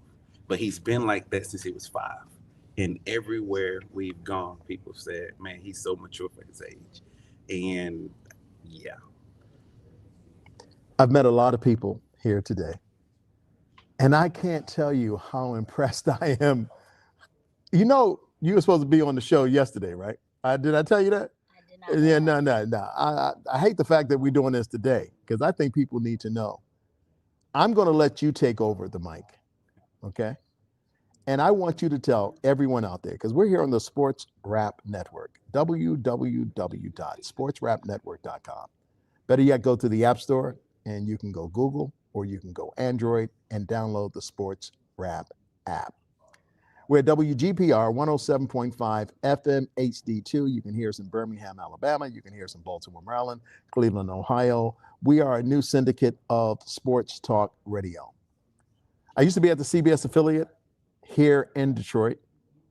I'm telling you right now, if I had come out here with my camera, trust me, young brother, you would be the guy I want to talk to.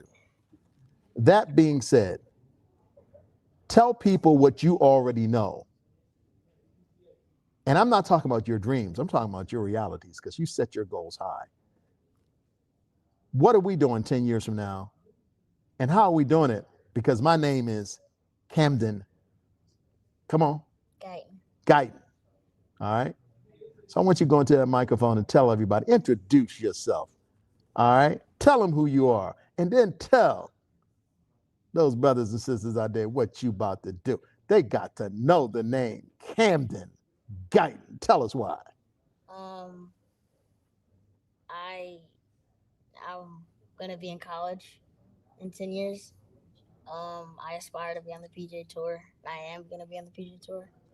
I aspire to win a lot. I hope we'll be the greatest there ever is. And yeah, I just.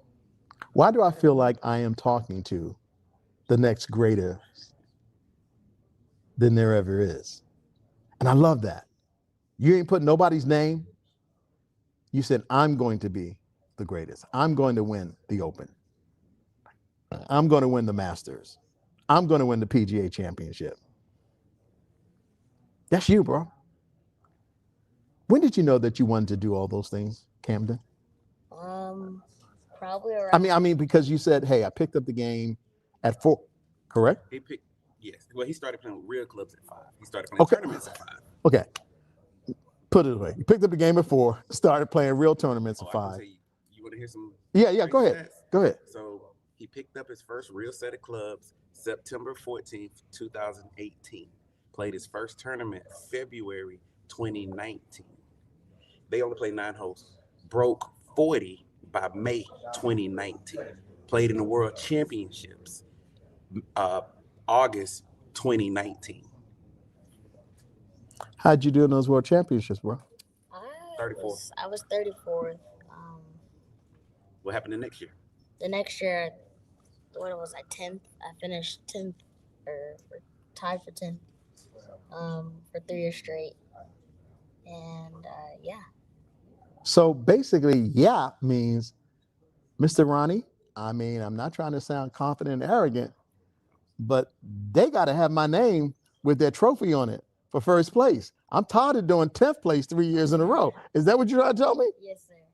What was it like, man, to know that you're one of the best young golfers your age in the world? It feels really good. It's a great feeling to have, but I also have to know that I have people coming for me, so I have to stay on the grind and stay working hard. Is he your best friend or your best enemy? Does he make you work? Look at him. He's definitely good. And do you ever say, Dad, could you do this when you were my age? I never said that yet, but I probably start. You know, it's fun. Like, you're talking about things we were talking about downstairs. Really? We were trying to chip earlier. And I say, guys, do y'all realize we're trying to tell our kids they need to do something and we can't even do it? And so, absolutely. You are wise beyond your years. But I think there are aspects about you that you hear some of the things that I've talked about on the radio since we've been doing this. And we talk about that when Charlie Sifford played, there were more African-American golfers on the PGA Tour than there are today. How concerning is that for you? And are you going to be surprised some of the young brothers and sisters that you've seen here today, be it LPGA or PGA, you might have to see down the road, because this is what this academy represents, and they're bringing the best of the best here for you to learn? I wouldn't be surprised at all. I'd be surprised to see them not on the PGA and LPGA Tour. And it's kind of concerning that the numbers got lower. We talk about how bad it was 50, 60 years ago, but is it getting worse? Is the real question. And we have to take that into accountability if we want to grow the game and keep it growing. Man, I know what your grandma's saying right now. My grandson blessed. He blessed because you are. Congratulations, man. It's been a pleasure getting to know you and talk to you.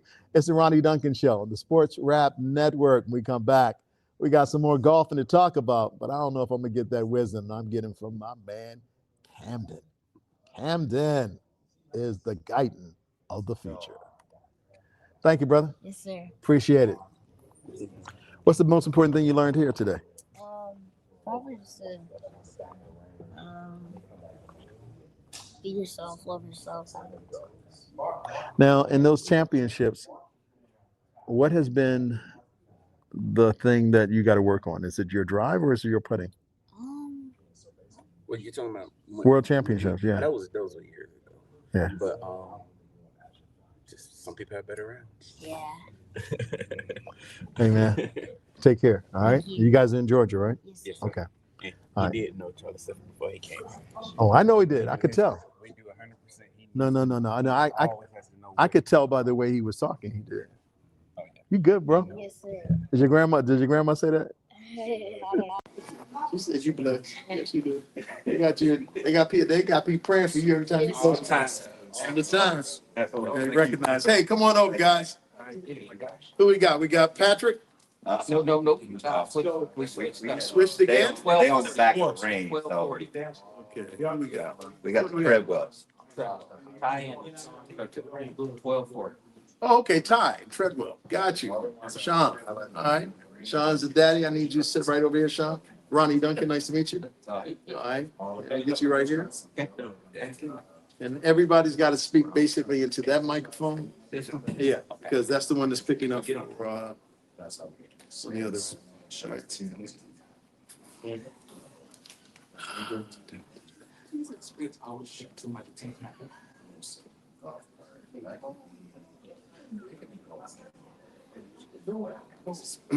Ready?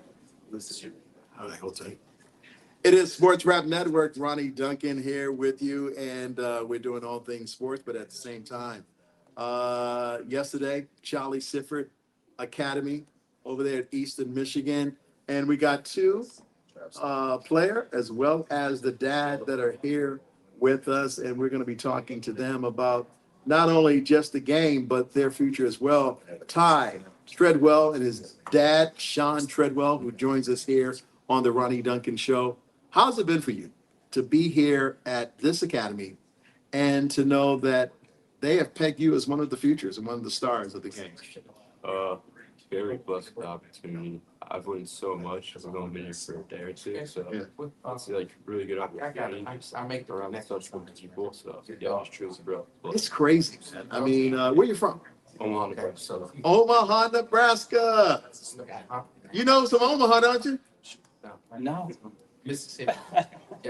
Malcolm X is from Omaha, and so is Terrence Crawford from Omaha. Terrence Crawford, Bud Crawford. All right. You see Bud everywhere, huh? You know, Omaha. Warren Buffett. Oh, yeah. And then, of course, one of the greatest pitchers ever, Bob Gibson. So then we're going to be talking about the Treadwell because one of the greatest golfers ever, huh? How does that sound to you? You know, when we go ahead and we say, hey, man, Treadwell's one of the best there is. He's even better than what Bud was in boxing. Omaha, Nebraska's own. How does that sound, man? I mean, you want me to do it again? No. You want me to do it again? Because you seem like, Ty, you seem like you ain't getting it. I'm like, ladies and gentlemen, now I'm entering the room. He's won every Master that's ever been won. He's a 19-time world champion on the PGA Tour. Ty Treadwell. Praise. Is that pressure, bro? Talk to me now. Oh, no. I mean, sound good, right? Yeah, I'll work for this moment. That's obviously where I want to be. I'm not doing this in practice not to have that. So, all right. That's what So tell me about where you are now and your age. And at the same time, where do you see yourself in the future? I'm 16 years old right now, so I'm in my senior high school. So right now I'm just focused on where I'm taking my golf after high school and pursuing my academic. And So how do you do in Omaha in high school? Are you one of the best there is out there in the States? That's the thing. State getting really good. So I'm competing every time I go and play with those guys. So. But you got one more time to do it, man. You got Yeah, senior year coming up. Before you know it, September's going to be here. Yeah. All right. Cornhuskers still can't play no football, but you got to golf, man. Yeah.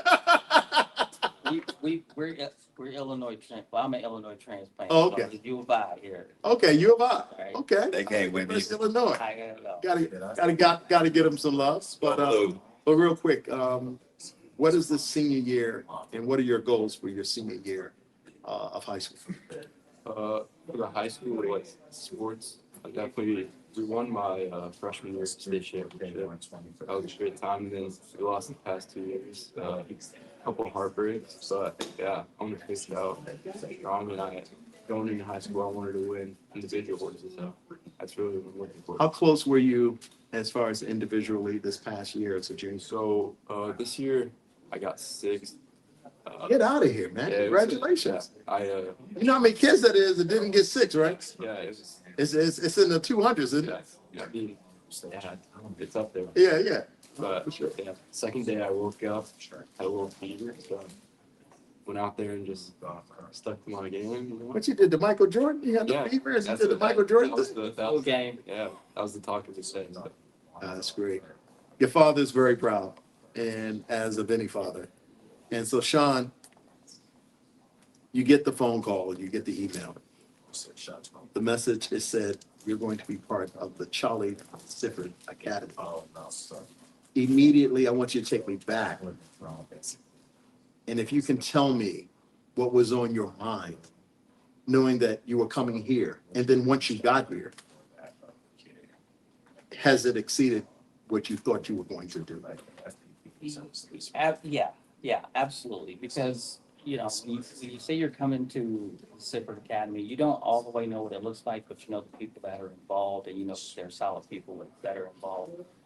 Then when you get here and you see the facilities, of course, the coaching, the coaches have a wonderful eye for Aaron, and they also have a wonderful eye for greatness. So just watching them move around with the kids, and I see something for my son, I see something for Camden, I talked to Corey, and before they got off the green, the coaches were already working on the things that I had just told Corey that he saw. And when you see that, then you know that all eyes are out and they are on it, Sean, what is it about our kids?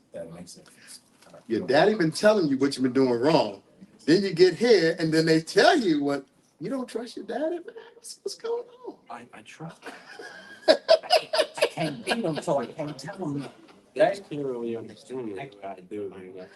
If I can't, he said, if I can't beat them, I can't say no. That's not what I said. Oh, what did you say? Well, it's the message. It's obviously It's the messenger, not the message. Is that it? Is it the messenger and not the message? The message is coming from your daddy, but he's the messenger. So that's why it's not happening. Is that not it? the message. The way the message is shot. I told him. So did you learn? So Sean, did you learn any lessons from Ryan? I mean, maybe say it in a Mr. Doubtfire voice. Possibly, Man, this has been a heck of an experience. Ty, when were you first introduced to golf? And was it your father who introduced you to golf, or was this something that goes back to another time? Yeah, so he played golf a lot more where I was born, and that's when he was, Yeah, he was around. He was around before you were born. Oh yeah, but once I was born, he still played, but kind of brought me onto it. My first memory, really is just being in the car with him while he's playing with his friends, and I'll be sitting there on that way from to get done, bored. And I'll play a couple of balls here and there, but as I got older, he was really the one that got me going. So yeah, it was all things. He started me, and then as I got older and older, we just kept going, and then started playing tournaments, and we got to here. So tell me about that day. You don't have to act like he's not even here, but tell me about that day. The first tournament, or no, you brought the can of whooping on him. Okay. This is the funniest, like, this is a really funny story.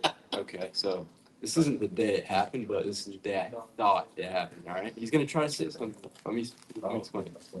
I was about 7 or 8, and playing par 3 course. One's pretty close to home. We played all the time. I was up maybe one or two strokes on him, and we get to the last hole. You got to hit it over water for the last part 3. He hits the tree from straight down. I was like, all right, I got him. I hit him on the green over. Where the ball ended up, we thought it went in the water. It's on the other side of my tee box. So he walks in and oh, I found it. I was like, all right, I'm still fine. So he's like, he hits his shot. He hits a pretty good shot. You can't see the green. So I'm walking over and straps. I got it. Can't see the ball in the green. Walk up, the ball's in the hole, over. And I was just No. I beat you. He thought he won. I made the shot over the water. Once he saw the ball in the hole, I got it. Tears in his eyes, and I'm like, not today. But you have beaten him. I have all the time. Oh yeah. All the time. Yeah. But That's the last time you won. That's probably the last time Okay, you count that as a blessing. Oh, Count your blessings, count them one by one. Count your many blessings, see what God has done. Yeah. He's done blessing you. All right? That's it. It's over. This is time season. It's over. But I think that story will live in him. At least he tells it. He says, hey, but that's the last time, Mr. Ronnie. the way it happened, I thought it was like in a movie. Like I was just so what just happened. And I just And I, those are some of the things that I try to tell him about being competitive. Sometimes you have to will yourself into those positions. You give me 100 balls, I can't make that shot. But in that moment, I was not letting him win at that moment. What would it mean? I'm gonna let both of you go after this, and you don't have to be long in your answers. What is it going to mean to you if there's a day, and that day is responsible, that he sees you and you see him win a PGA sanctioned event? What is that going to be like for you, and what does that dream look like for you? Go ahead. I don't know. I don't know, because there's a lot of blood, sweat, tears. Oh, yeah. that go into this. But it's something that he thinks about. I mean, anybody who gets to this level, And I think he can. you know, deal with are you going to be able to handle it? I think we'll be able to. I'm talking about the tears. I'm gonna do, that gonna do what that I daddies have do. no control over. You're going to do what daddies I don't know do. how that feels, but I do know how the best to ever do it did it, and he grabbed the trophy and went back to work. Yeah, for me, kind of like where he's going off. I don't necessarily know, but just looking back, I'm like, even now, when I look back on what I've done, it's just, I put so much effort into it for that moment, so yeah, we'll see. I mean, that's what I want to do. That's what I'm gonna do. I love it. Yeah. See, I love that. Not what you're going to want to do, it's what you're going to do. Yeah. It's the Ronnie Duncan Show on the Sports Rap Network. We want to thank the Father, the Son, the men, the Treadwells, because they're going to do well. 3, 2, 1. I'm far from done. Thank you, brother. Thank you. Thank you. Be careful walking out of this. I think, Sean, you're going to be fine. Yeah. I'm not trying to injure nobody. So. Mr. Johnson, it was a pleasure. Hey, man, thank you. Omaha, look at y'all. Thank you. So that's home now, right? Yeah. Okay, good enough. You ever been? Went to the college baseball World Oh, Series. yeah. Arizona State. I think it's back in 1988. So you sit down the Rosenblatt. Put this way, they used to have the, whenever I stayed, Like that story? Oh, yeah. whatever was in that hotel. Playboy Boston was in that hotel. Straight down, like, oh, it's And I got there in 2 hours. Yeah. Listen, I'm gonna go check and see what. Hey, man, we turn it. It's no. Yeah, I'll take it. Hey, no problem. Thank you, brother. Appreciate it. It's water. So you got water. All right, who do we have with us? Mark. Hey, Mark, how are you? Good, how are you? Love. Listen, horse starts running around. Mark. I'm like, I would have got the horse. Got some familiar in Chicago. Yeah. This all over. I mean, South Side, been up, Racine, really. I mean, Where you from? from Baltimore. Okay. But I'm trying to just remember all my people are from. I had to get them on the phone. They're taking me all over the good parts and the bad parts. I mean, you know what happens when you're 67. All of a sudden, you can't remember as much as you used to. Yeah. You know what I'm saying? I got 3 more years. Well, no, I only got 2. I was 68. Oh, you got me, man. Moving on up. Hey, look, I hope I keep chasing you. I hope I can keep you out in that high. Yeah, I hear you. All right, good enough. Let me get this real quick. All right, cool. It's the Ronnie Duncan Show on the Sports Rap Network, coming to you Monday through Friday between the hours of 4 and 6 o'clock. A lot has been going on, and we will continue to do that.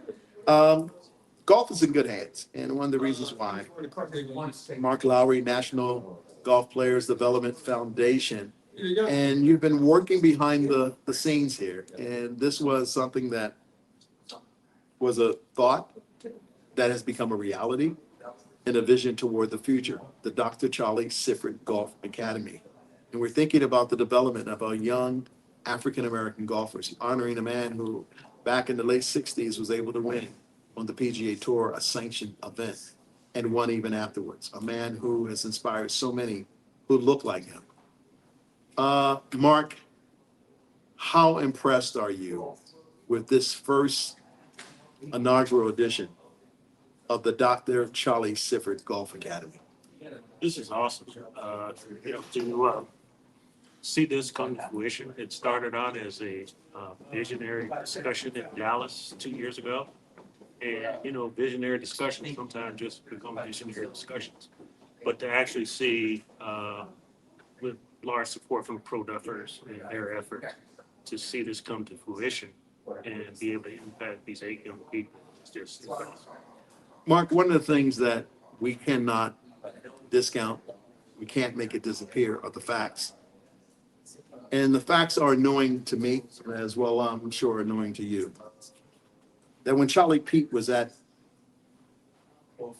Calvin Pete and Charlie Sifford and Jim Thorpe and Lee Elder, we had more blacks on the tour then than we currently have on the PGA Tour today. There's a problem, but is this not a solution? Charlie Sifford Academy, Golf Academy? This is a tremendous solution. I think all of those names that you mentioned, the one thing that they had that our young people don't have today is that they were caddies. And so they had an opportunity to play some of the best facilities that they caddied on Mondays. But they had the opportunity to learn the game when they were toting bags.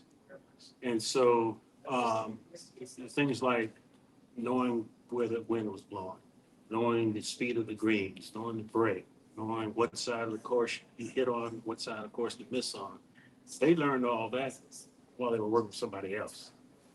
Our young people get a chance to go out and play, but they don't necessarily always get a chance to learn it. So what this academy is doing this week is giving them an opportunity to learn the game from one of the best players from our community. And I think that's huge. We're talking about just outside of Detroit, Michigan, Ypsilanti, Eastern Michigan. You come here and you see the work that has been done here at this performance center, but then at the golf course itself. And you see someone who looks like you, looks like me, and they are committed to making sure that we move in the right direction. If you can, Mark Lowry, I'll say the word, you tell me what you think. I'll just say the name and you tell me what goes along with that. Because you've known him for a long time. As an amateur, as a college player, as someone who was out there trying to get everything they could on the tour. Andy Walker. Perseverance and a dedication to want to give back. I think that's one of the things that's driving all of us that are here today is that, my background was in baseball and basketball, but golf came into my life through my dad. I learned how to play the game from him. I grew up in Chicago, and I knew of Dr. Cooper. He was a golf icon back when we were in high school, so we knew of him. We knew, my dad played those courses like Piper Beach, Joe Louis now, Jackson Park. He had a group of gentlemen that he played with that introduced us to the game. But, Andy is a special person. Andy, although he grew up in Phoenix, he grew up from the hood. And so he learned the game from folks who, took time with him. And thanks that he has seen the importance of giving back to the community and giving back to his. He is Mark Lowry. Mark, you talked about something that, and it's a debate that I have every year. I recognize my importance as a veteran sportscaster, but I tell the truth about some things that these kids are not seeing because they're not seeing it on social media. It's not on Instagram. And you brought up something that I think this entire listening audience needs to understand. And you said, Ronnie, just remember they were caddies. You and I are old enough to remember a time where if there was ever a job a black man had, it was a caddy. It wasn't a matter of whether or not we went to the Masters and could play. We've always get a caddy there. Some of the greatest minds in black golf, and of course, the Negro Association, black golfers, they were caddies. There's Joe Louis, there's Sugar Ray Robinson, superstars of our day, but yet they love the game of golf. It's a different approach now, but why do we dismiss the history sometimes of some of the great black caddies that were out there? And I've seen with my own eyes where it could be tournament champions, it could be the Masters, it could be the PGA Championship, whatever the situation was, we dominated.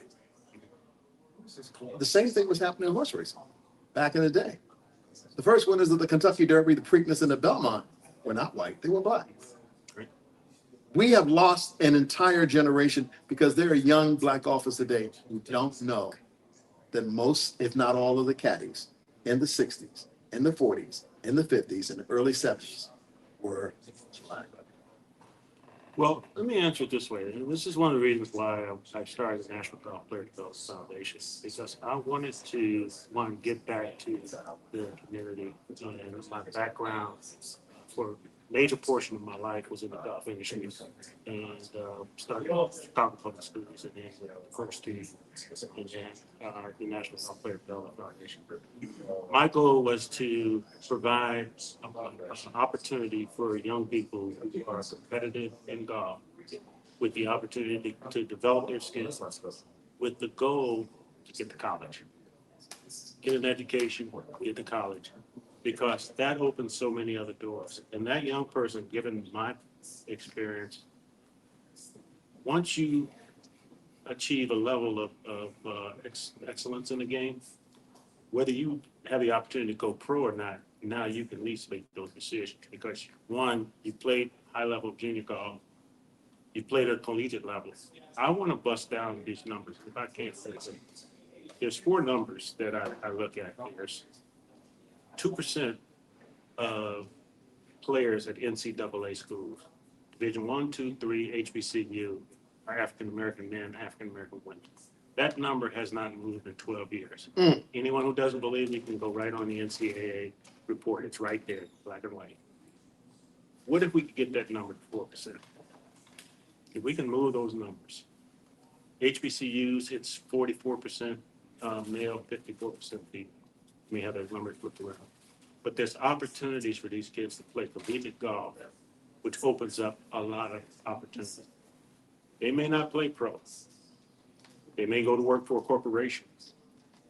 I can't tell you the number of Fridays I got off because I was asked to go play in a golf outing.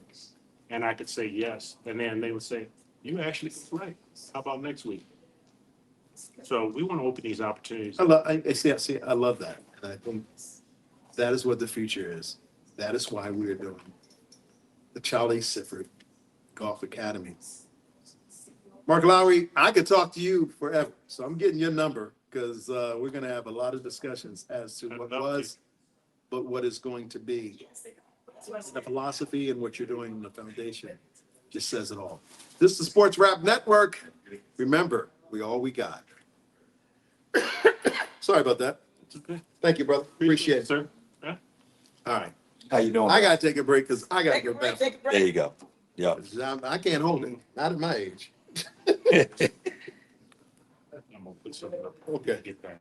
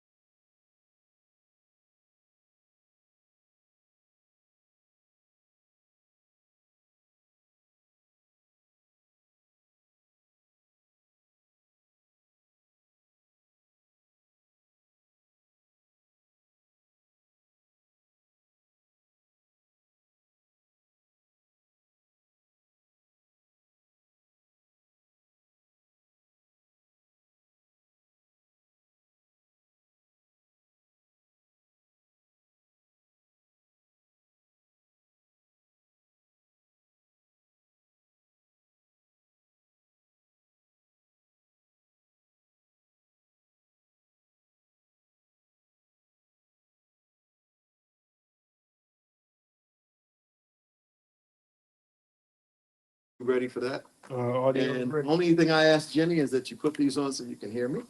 Okay. And let me know, We good whenever you're ready. and do me a favor, talk right in here real quick. Let's get closer. No, just a little bit closer so I can hear you, right here. Testing, Jenny Bethune. Do it again. Testing, Jenny Bethune. All right.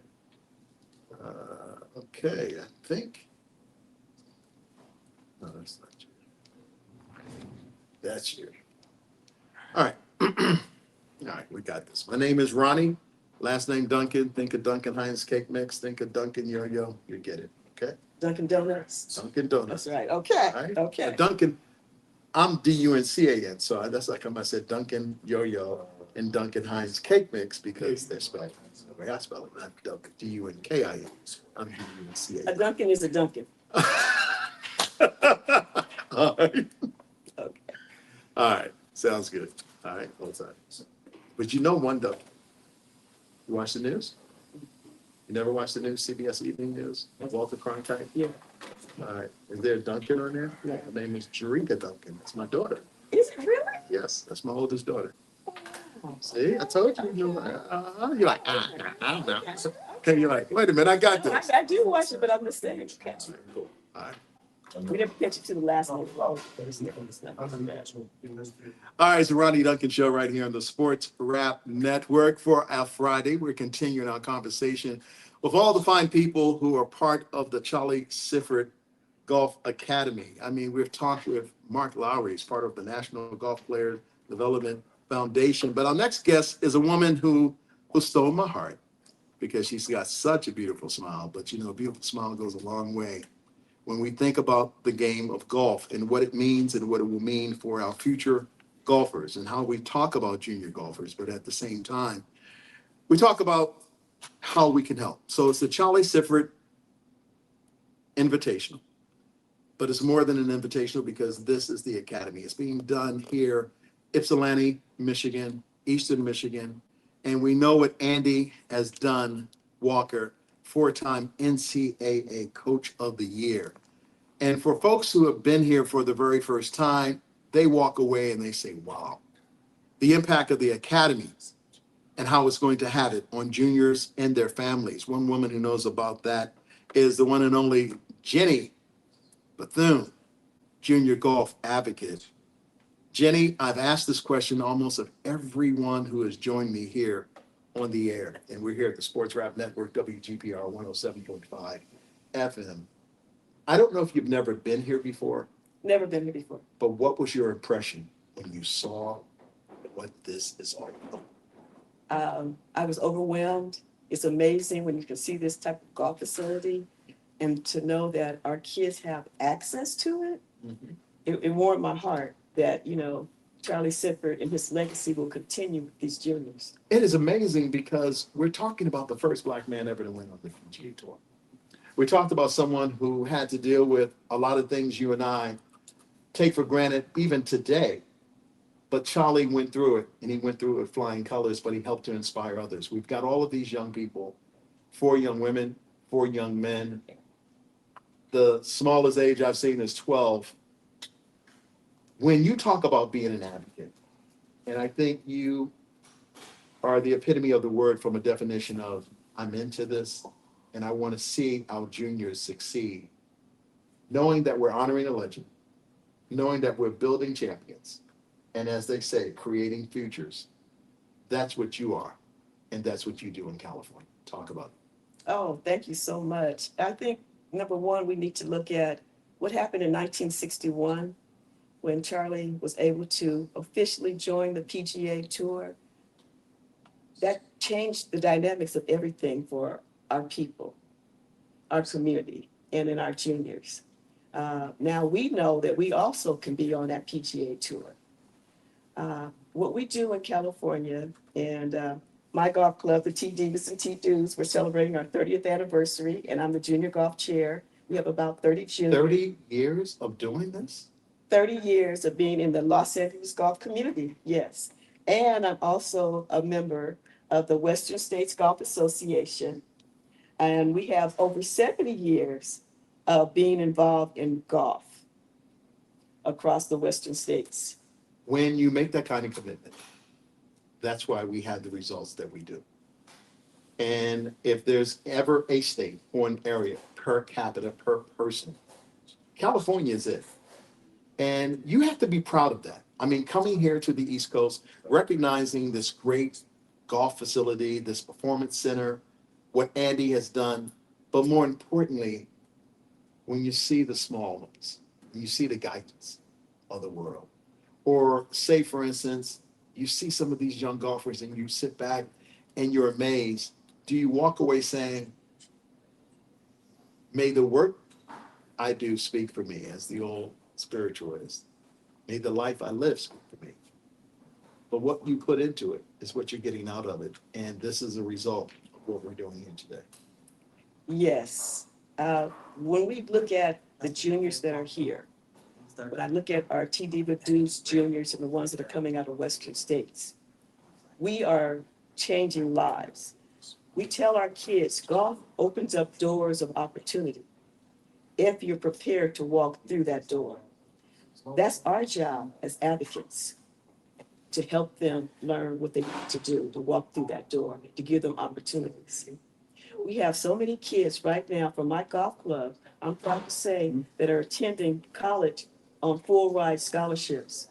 You better call Southern University and say, who came from T. Davis and T. Dudes? I hear you. We have 3 over there right now, Alabama A&M, Bethune-Cookman College, University of Maryland, Eastern Shores, Seattle, Fullerton. We have kids across the country who are going to college that are coming out of our program because we're helping the parents walk through the door. But we can only do so much. And then with the Charlie Sifford Academy, we can take some of our kids who have that potential and take them to that next level, that next elite level. That we're not just sending kids to college. We are going to really send kids to the LPGA and the PGA Tour. That's the goal right now with the Sifford Academy. I think times, as a Black sportscaster, Black sports journalist, there are names that we need to know. One of them, just outside of Canton, Lyons, Renee Park. Yes. Charlie Sifford. Yes. The Leos, the Calvin Peets, the Jim Thorpes. It's more than just a Tiger Woods game. And you see it and live it every day in Portland. Yes. I have to add another name to your list. People don't talk about it, but they remember William Bill Dickey. Oh, yeah, William Bill Dickey. Well, he came out of Western states. I hear you. Let me tell you, he was our president. So when they created the Minority Golf Association to get these juniors out there to play, he was part of that.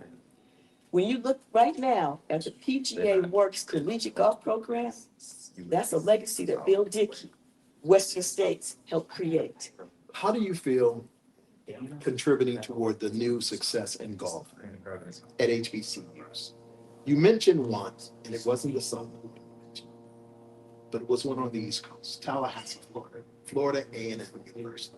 The same school that gave us the great Althea Gibson. People don't realize she was a sensational golfer. And she played at the highest level of what we call the LPGA. Does it bother you that we don't see more people who look like you and look like me playing on that LPGA circuit? Yes, I'm concerned that Althea is number 1. But in next year, in 27, number 9 will be joining the tour, coming from Southern California, Amari Avery, who also was part of the Western States Golf Association. You talk about you was the afraid to Honors Golf talk. Club. You ain't afraid to brag. I need people to know that if you support local community-based organizations, we are identifying and mentoring the young people. We work to get them developed so that we can push them off to a program like this one here, the Charlie Sifford Academy. It's so important that the kids are prepared again to walk to that opportunity. That's our role at the bottom right here as a community-based organization. Don't play around. I'm sitting up here, I'm like, oh, look who she got on the top of her head. I thought, Yes, I am wearing East Side. you know, you wearing East Side, right out of Atlanta, Georgia. My daughter did a really nice story on them on CBS. And I'm just so impressed with what, not only that you're here, but you're able, and God has been so good to all of us, to see the hard work. And we're going to see that. And so I'm gonna be looking out for that name. I'm gonna be looking out for you. Don't become a stranger. Let's make reality happen. Okay, I'm gonna have to say something before he cuts me off. I'm gonna keep trying to. Regarding East Side, I'm gonna have to say thank you again, because it takes partnerships to help local community-based organizations. But recently, East Side joined together with the AJGA, and they hosted a junior golf tournament here in Michigan That's right, they're from Detroit. at a country club. Well, 2 years ago, their president, CEO, founder, Olajuwon, he came to Southern California. He met some of our TV Badu juniors, and he told them, if you work hard, good things will happen. Come up to 2026, he had 4 exemptions into his tournament, and he was able to invite 3 of our TV Badu juniors from South Los Angeles to come all the way out here to Michigan for a junior golf tournament. We talk about a full circle moment. God is good. Hey, look, we can come back on the Ronnie Duncan Show. We'll talk more about what's been happening right here at Ypsilanti, because we got it. Thank you. Appreciate it. Talking all day long. You did a great job. You did a great job.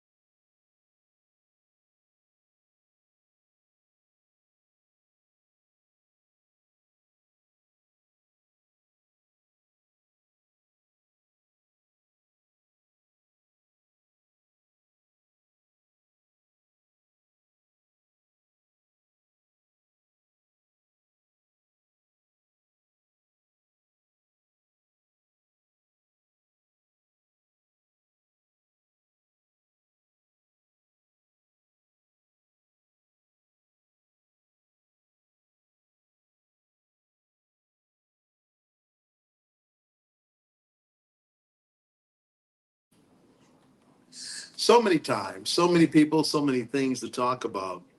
And it's been an event that I'm glad that I made. If there were ever any reservations, those things are of the past. Russ Crockett, this has been better than I thought. I mean, honestly, I got to be sincere with you about not only what we're doing, but what we have done as it relates to all of this. How cool has this been, man? Oh my God. I was telling my wife the other night that I've never been associated with something that I think is going to be not only impactful today, but in the future. Yeah. And so it's a blessing to have that experience, you know. And so I'm overwhelmed. I'm overjoyed. My heart is full. And I've heard that from a number of people. You just said, right? So for me, it's been great. The people that you've talked to, from the parents to the students to the people who work in this industry, are just significant, and they are all a part of this whole thing. I know you put a lot of people in. Do you want to double the amount? 8 young men, 8 young women next year? Is that a goal? Is it reachable? Or are you even trying to get even more? Because the more you expose to this, the more this will be, this is the thing I've got to go to. This is the invitation I have to get to make it to the Dr. Charlie Sifford Golf Academy in Ypsilanti. Yeah, the answer is yes, for sure. We want to get as many people that we can touch that are able to take advantage of an opportunity like this. This is not for every golfer in the country that is just picking up the game. This is for kids who really do this for a living. They are, in high school and junior high school, but they play in tournaments, they play it in the elite level. And so one of the things that, again, the people that you've talked to, from Andy Walker to Dr. Cooper to Mark Lowry to Jimmy the pro duffers, the commitment from that group of being able to identify who should come to this again, that's part of our process. And we're gonna solicit for sponsors, and that really drives how many people we get touch. And I think when they see the personalities, because we've had an opportunity to humanize so many of these young men and women. I think of Kaylee Gatlin, I think of Camden Guyton, I think of Ario Collins. I mean, every time I've spoken to any of these young people, Trey Treadwell, I'm looking at the future of golf and I'm saying to myself, the future of golf and the future of Black golf is in great hands. I mean, 12-year-old Camden Guyton, you couldn't have told me just by listening to him that he was 12 years of age. You know what I'm saying? Somebody on Facebook made the joke that, he's a 35-year-old in a 12-year-old fighting. And I mean, that's what I've felt in talking to him. And I told him, I said, listen, when I look at you, I didn't know Charlie Sifford at 12. I knew him at 75. So when I look at you, I look at your build, I look at your love for this game. I would imagine that Charlie was a very similar person as a caddy at Carolina Golf Club in Charlotte. And his love for the game is, Camden exudes it. Mark Lowry said it best, that the one thing that they all had in common, he went down the list, he said Charlie, he said Teddy, he said Lee Elder, he said Calvin Pete, he said Jim Thorpe, he said Charlie Sifford. They were all caddies. At one point in their life, and especially in the introduction to this game, they were once caddies. A lost art, and I can remember living outside of a rural Ohio, or living in a rural Ohio, but the upper community that was near us was Bainbridge, Ohio. And my son didn't know much about the game because I didn't know much about the game other than, it's played every Saturday and Sunday on national TV. And sometimes it's messing up my favorite program on my newscast. And my son said, Dad, I'm going to caddy in Bainbridge. And I said, Josh, you're going to do what? He said, that way I can learn the game. While he was learning the game, I was learning the game. Listen to what I'm saying. Joshua's 38 now? So to know that it can start there, and I'm talking about the innocence of it, and regardless to what I may have conceived as and I think Kaylee said it, a white man's sport, a white person's sport. And we got away from that, but I don't think we were ever stuck on that. I think it was just a lack of knowledge of those in certain communities that didn't realize we participate. And there were public courses, such as in your native of Philadelphia, Pennsylvania, that we could always go to. And we were always welcome. And there were individuals who said, man, if I could be good. But they didn't have sponsorship. They couldn't afford to, quit that job at Bethlehem Steel to go out, in golf. And so golf lost a generation of elite African Americans who could have propelled and excelled this sport for us far greater than we have on the professional level. But I don't think we discount what the Negro Golf League was like and the association and how there were pros. I mean, it's funny, two sports that sometimes we don't talk about because we used to have to play them on our terms where, the money was there and there was a potluck of money. And if you won it. And that's bowling and that's golf. Absolutely. Yeah. And Look, I think that the evolution and really, the golf cart replaced the kickers, right? And so as that happened in the 60s, you ended up with less black folks being exposed to the game. You also had the transition at places like Augusta National where people got professional caddies, and that took a lot of people out of commission. So things change with time. I think the change that we're seeing, and this is just my opinion, but I look at the parents and the coaches now as the people who are the caddies, right? Because they are taking their Oh, children. facts. You're to talking about certain- knowledge of the game improvement. Yeah. Facts, Russ. That's as they would say, 100%. 100%. And so what's happening here this week is Andy as the coach is also helping them as a caddy. He got here this morning at 7 o'clock and then with two kids out on the green putt. And he said to me, he said, I love it. He said, they are me and I am them. And he said they've done more for me than I have for them. And so because he's getting full and because his experience has been enriched by this, he's pouring into these kids and it's beautiful. Hey, he is the one, the only Russ Crockett. I tell you, man, I didn't know what to expect, but this has been beyond my expectations. And you know my saying, we all we got. We all we got. Amen. Thank you. Oh,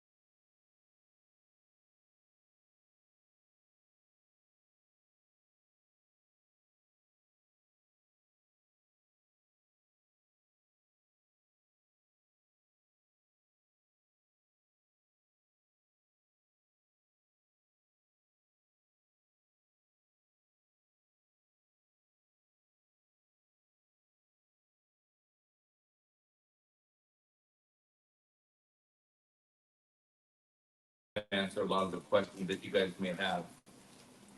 So.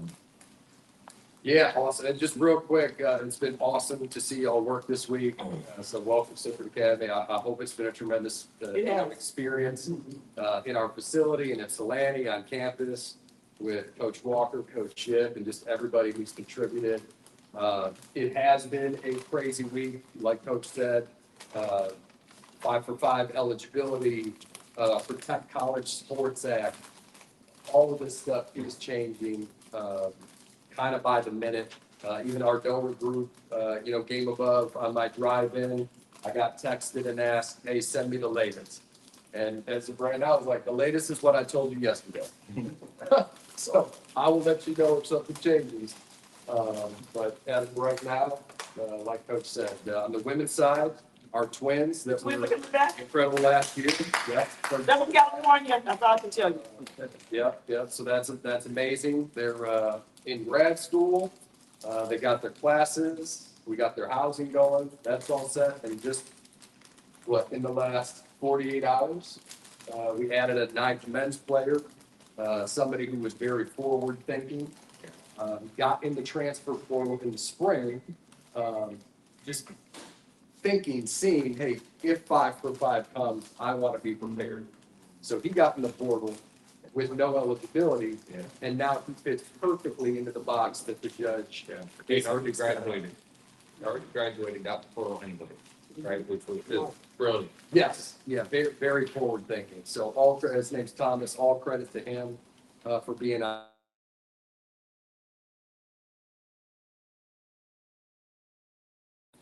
And that actually was a huge reason of how we ended up getting him over the other school he was considering, was that we have the ability for him to get something done in 1 year, instead of not having to, because that's the wrong way to put it, but, in MBA, it's usually 30 credits, 36 credits, where you can get a certificate in 18 credits. So that will allow him, much more golf focus, over the next year with us, to just have 18 to plan for, and supplement with a little class here and there, instead of trying to stare down the gauntlet of 30 to 36 credits while playing golf, while traveling, everything else at the graduate level. So things changed every day. So that was a long intro from me, but I'll just sit and answer questions and wrap with everybody. So I'll throw it up. Easiest way to get in trouble compliance-wise as an athlete. Ooh, yeah. A really good question. Or most common like issues that you have, especially for incoming freshmen, as they're kind of the newer ones going on. What are the easiest thing you can say? Avoid these things. When we run into this, it's typically with a freshman, typically with somebody that's new to like. Yeah. So that little voice that everybody hopefully has when you're making decisions, it's listen to the little voice. If you feel that going like, is this right? Is this wrong? What is it probably? Wrong. So that's number one is, what's your support systems, helped you grow up with and have that little voice, listen to it, and then ask the question. Ask your coach, ask your assistant coach, ask a teammate. That's definitely number one is just, follow that moral compass, little voice that has brought you to that point. And that includes taking care of your teammates. Because that's a huge thing that we talk to our guys about is don't be a bystander and watch your teammate just make a bad decision. Whether that's out hanging out, hanging out at a party. I mean, when you're a freshman, you've all of a sudden got this freedom, right? Because who here is about to be, okay, and everybody else is high school and below and things, okay. So thinks you're going to check those pictures. I think I already heard. Oh, yeah. Georgia? All right, congratulations. Yeah, no doubt. Congratulations. Yeah, well done there. A little better than Georgia right now. That's why I qualified right now. No, that's amazing. But you're about to experience an amount of freedom that you've never had before. So you're going to have to make those decisions on your own. And you'll have coaches and you'll have new teammates and that, but listen to that little voice, that of like, should I be doing this? You probably already know the answer after that question. Well, and the one thing that as parents, as student athletes, as coaches, as admin, easiest thing is ask before you act. If you can just remember that. I'm not quite sure, call compliance, right? Is it okay if I play this event? Is it okay if I receive this gift? Is it okay if these people give me these clubs? Is it okay if I show up and do this appearance for $100? Is it okay if I do this NIL deal? Is it because you guys are about to get hit with so many, y'all get paid now, right? Like I wish I can go back 30 years, I would be fat, right? But the thing is, you can get, paid, and there's difference between NIL and there's difference between revenue sharing, right? And so, well, that's awesome. So NIL is, say, Game Above, right? Wanted to do a deal with you, Adrian, right? And they're gonna throw Game Above on this, instead of AB, you're gonna have GA on your hat, right? And we're gonna pay you, $50,000 right off this year, okay? So you gotta do something for that 50 grand. It has nothing to do with teeing it up for Eastness, right? You've gotta do 7 social media posts with the Game Above stuff on, right? You're at a golf tournament. We've had players that took a picture playing it professionally. He was playing the Hong Kong Open on the DP tour, right? And he had the Game Above stuff on, and he was playing, and he got these posts, and he was playing around with Patrick Reed and all this stuff. And so we got those posts, and those are great. Both they satisfied some of what needed to do. Now you guys are all domestic, but on the international side, you have to do stuff over there because they can't get paid here. Right, because they're on I-20 student visa, not on the work visa, right? So they can get paid over there for doing something over there. You guys have to do something here, right? And so that's different. Now, revenue share is, revenue share is that pot of money that schools are allowed now to pay directly to student athletes from the university. And really, it does get confused and convoluted between NIL, but it also is NIL. So I know even just saying that is confusing, but a revenue share deal is you and the university going into a contract where the university has NIL rights for you and can promote your success, can promote the things you do on the course, off the course, and then a lot of times those deals are things that are passive.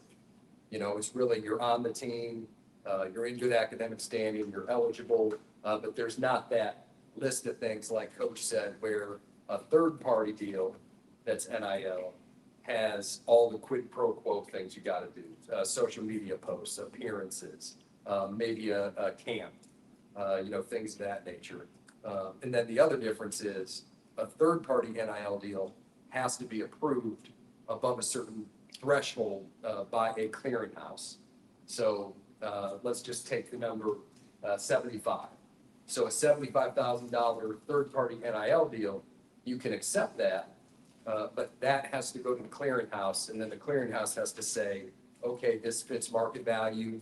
The work that the student athlete is doing is in the market of the value that they put on that, and guess what? What could it possibly be? No. Rejected. Rejected. Yeah. So you can't actually accept that deal until it's through the clearinghouse. So I would absolutely advise, as you're going through these processes, ask your coaches first about, hey, does your school do revenue share? Does your school do revenue share for the golf programs? Because that is really your cleanest, your cleanest path. And a lot of to supplementing your scholarship and academic awards. A lot of times, it's a lot easier to navigate taxes as well. Right? Because you got to remember, when you're getting paid this money, you got to pay taxes on it. Yeah. And so, there's so many, different, just like I said, revenue share is so much easier and cleaner, and it won't get rejected because if it's offered by the school, it's offered by the school, right? So someone's going to come in and say, okay, we're going to offer you $250,000 right? To wear this thing and do social media posts. They look on there and you got 13 followers, you've been shooting 79, and they're going, no, that's not fair market value right now for that student athlete. Nick, well, you turn down other offers in other places to go play here because, you know, NIL isn't supposed to be really an inducement to come play golf here. But, turn that off real quick. But, right? But we know that there's teams and programs that do it. Right? So it's, you know, like I said, so just kind of make sure that, you know, ask every question you may have well ahead of time. When you talk to the compliance or coaches, have a list of questions that you just to clear your mind sometime. Just like, I'm not quite sure, and this might not be an appropriate question, but it's an appropriate question if you think about it. Yeah. And it's completely fine to on coach of that, to ask the coach that's recruiting you, hey, could you break down, you know, the financial package for me? You know, and just have it really spelled out for you, so you can understand, you know, scholarship percentage, you know, what does that cover, what does that not cover, you know, when it comes to housing and meals and things of that nature, because let's face it as well, golf is really evolved in the scholarship space, just also in the last 2 years. The old maximum for women's golf, does anybody know what it was? How many scholarships used to be? So 6. Yeah. So you would have 6 full scholarships to spread out over the entire women's golf. Now, on the men's side, anybody know what that number was? 4.5. 4.5. Yeah. Yep. So 4.5 on the men's, 6 on the women's. That's changed now. Now, it can be 9 and 9. You know, you can full scholarship everybody. It's just limited to the roster limit now. So just a thing to know when you're going in and talking and find out. Now, that doesn't mean that every school is funded, you know, with the full 9 and 9. So it's really figuring out how transparent can that coach be with you? Will that coach be with you? And hopefully they just tell you, hey, I'm working with 7. You know, I'm working with 7, and this is the slice, you know, that I have set out for you to come to here. It covers this, this, and this, and it doesn't cover this, this, and this, because, you know, you're going to want to have that conversation with your family while you're evaluating different offers. Because school X, if it's where Coach Walker went, you know, the percentage that covers Pepperdine is going to cover a different amount of money than the percentage that covers EMU. That's right. Yeah, some teams go off of giving you an amount of money. Some go off of a percentage, right? Some say, well, what's a full ride? What does a full ride mean to you? Live, books, tuition, room board, all that stuff. Perfect. But we know what full ride really means. Is it full ride with cost of attendance? Because you guys are gonna hear COA. What's cost of attendance? That's the money that it actually costs to spend time at Eastern. So, you know, the flight here and home, maybe they throw another $1,200 value. And entertainment while you're here. Because they do, you know, you're gonna go to the movies and to dinner with friends and have some entertainment. That may be $2,500 a year. So now we're at $4,000 a year in cost of attendance. So, you know, we can play slick with words if we want to, right? Like, I'm gonna give you a full ride. We're gonna cover all. You're not gonna have to pay $1 out of pocket to come here, right? Cool. That's your full ride. Someone else's full ride might be with cost of attendance full ride, and you roughly make your close to 10 grand or so. Well, and then you have Alston With an academic. Yeah, with an academic. So Alston's another deal where we can pile on another 5,500. 59.80. 59. Don't know why. I wish they would make it 6. Yeah, he likes round numbers. Believe me, I know. I like you like round numbers. So you know, now it's like plus. So we can get you a full ride, plus Alston, plus cost of attendance, and you're getting 10 grand in your pocket every year, right? This isn't. We're not out. There's no revenue share, no NIL, none of that. That's 10 to the good, right? So sometimes when you guys are talking to ask these questions, like now you know a little bit about what some of this is. Hey, do you guys offer Alston? Right? Because not everyone does. right? Yeah, not everyone offers cost of attendance, but some schools, do. So it's like, is it cost of attendance and Alston? And man, I'm getting a cool little check every month. So when you're saying Austin, you're saying ASTI? ALSTON, Alston. Yep, they just call it because there was a football player that sued and won the lawsuit, and that's why they call it Austin. Yeah. Okay. Yeah. Yeah, and the books is a good question too, because we actually, on the men's side here, we do not include books in the scholarship. And what that does is actually gives our student athletes a little more money back in their pocket, and then they can decide which books to purchase or not purchase. Because let's face it, a professor might put 5 books in the syllabus, but they might really only use 2 of them. But if we put them on books, well, they're getting charged for all 5 of those books. So it does add a little nuanced conversation to all our recruits, because when I show them and they say, oh, no books, but it is to their benefit in the long run, so they can make those decisions. Now, we still tell them, buy the books. Yeah. Don't try and go through the class. Make it work. Yeah, don't try and make it work. We check the book. You can get it online cheaper too. Yeah. So they'll get like a used secondhand book online. It's way cheaper than if you get it through the school. Yeah. And I will note that we were an academic All-American team this year, and we had 4 academic All-Americans out of our 7 players. Right? So you guys are getting it done in the classroom as well, right? I mean, I'm pretty golf centric, and you guys know that we're like the new golf university, right? Now you come here to play, right? And then we're not skirting around that fact. Coming to get education too as well, but when we're recruiting, right? First question we ask is, what do you want to do with this game? If the end answer is not to play on tour, then we're not for you, right? If you want to be a lawyer and see how there's University of Michigan down the street, there's other places that you can go and do that. But with us, it's going to be, there's a little different sacrifice that we see in players that want to play at the highest level, right? So those are some of the things that. Yeah, questions? Yeah, I was wondering, like, I'm still kind of confused on it, but like, say you did have some like game above, and they're like, if you do a camp for us, we'll pay you this amount of money.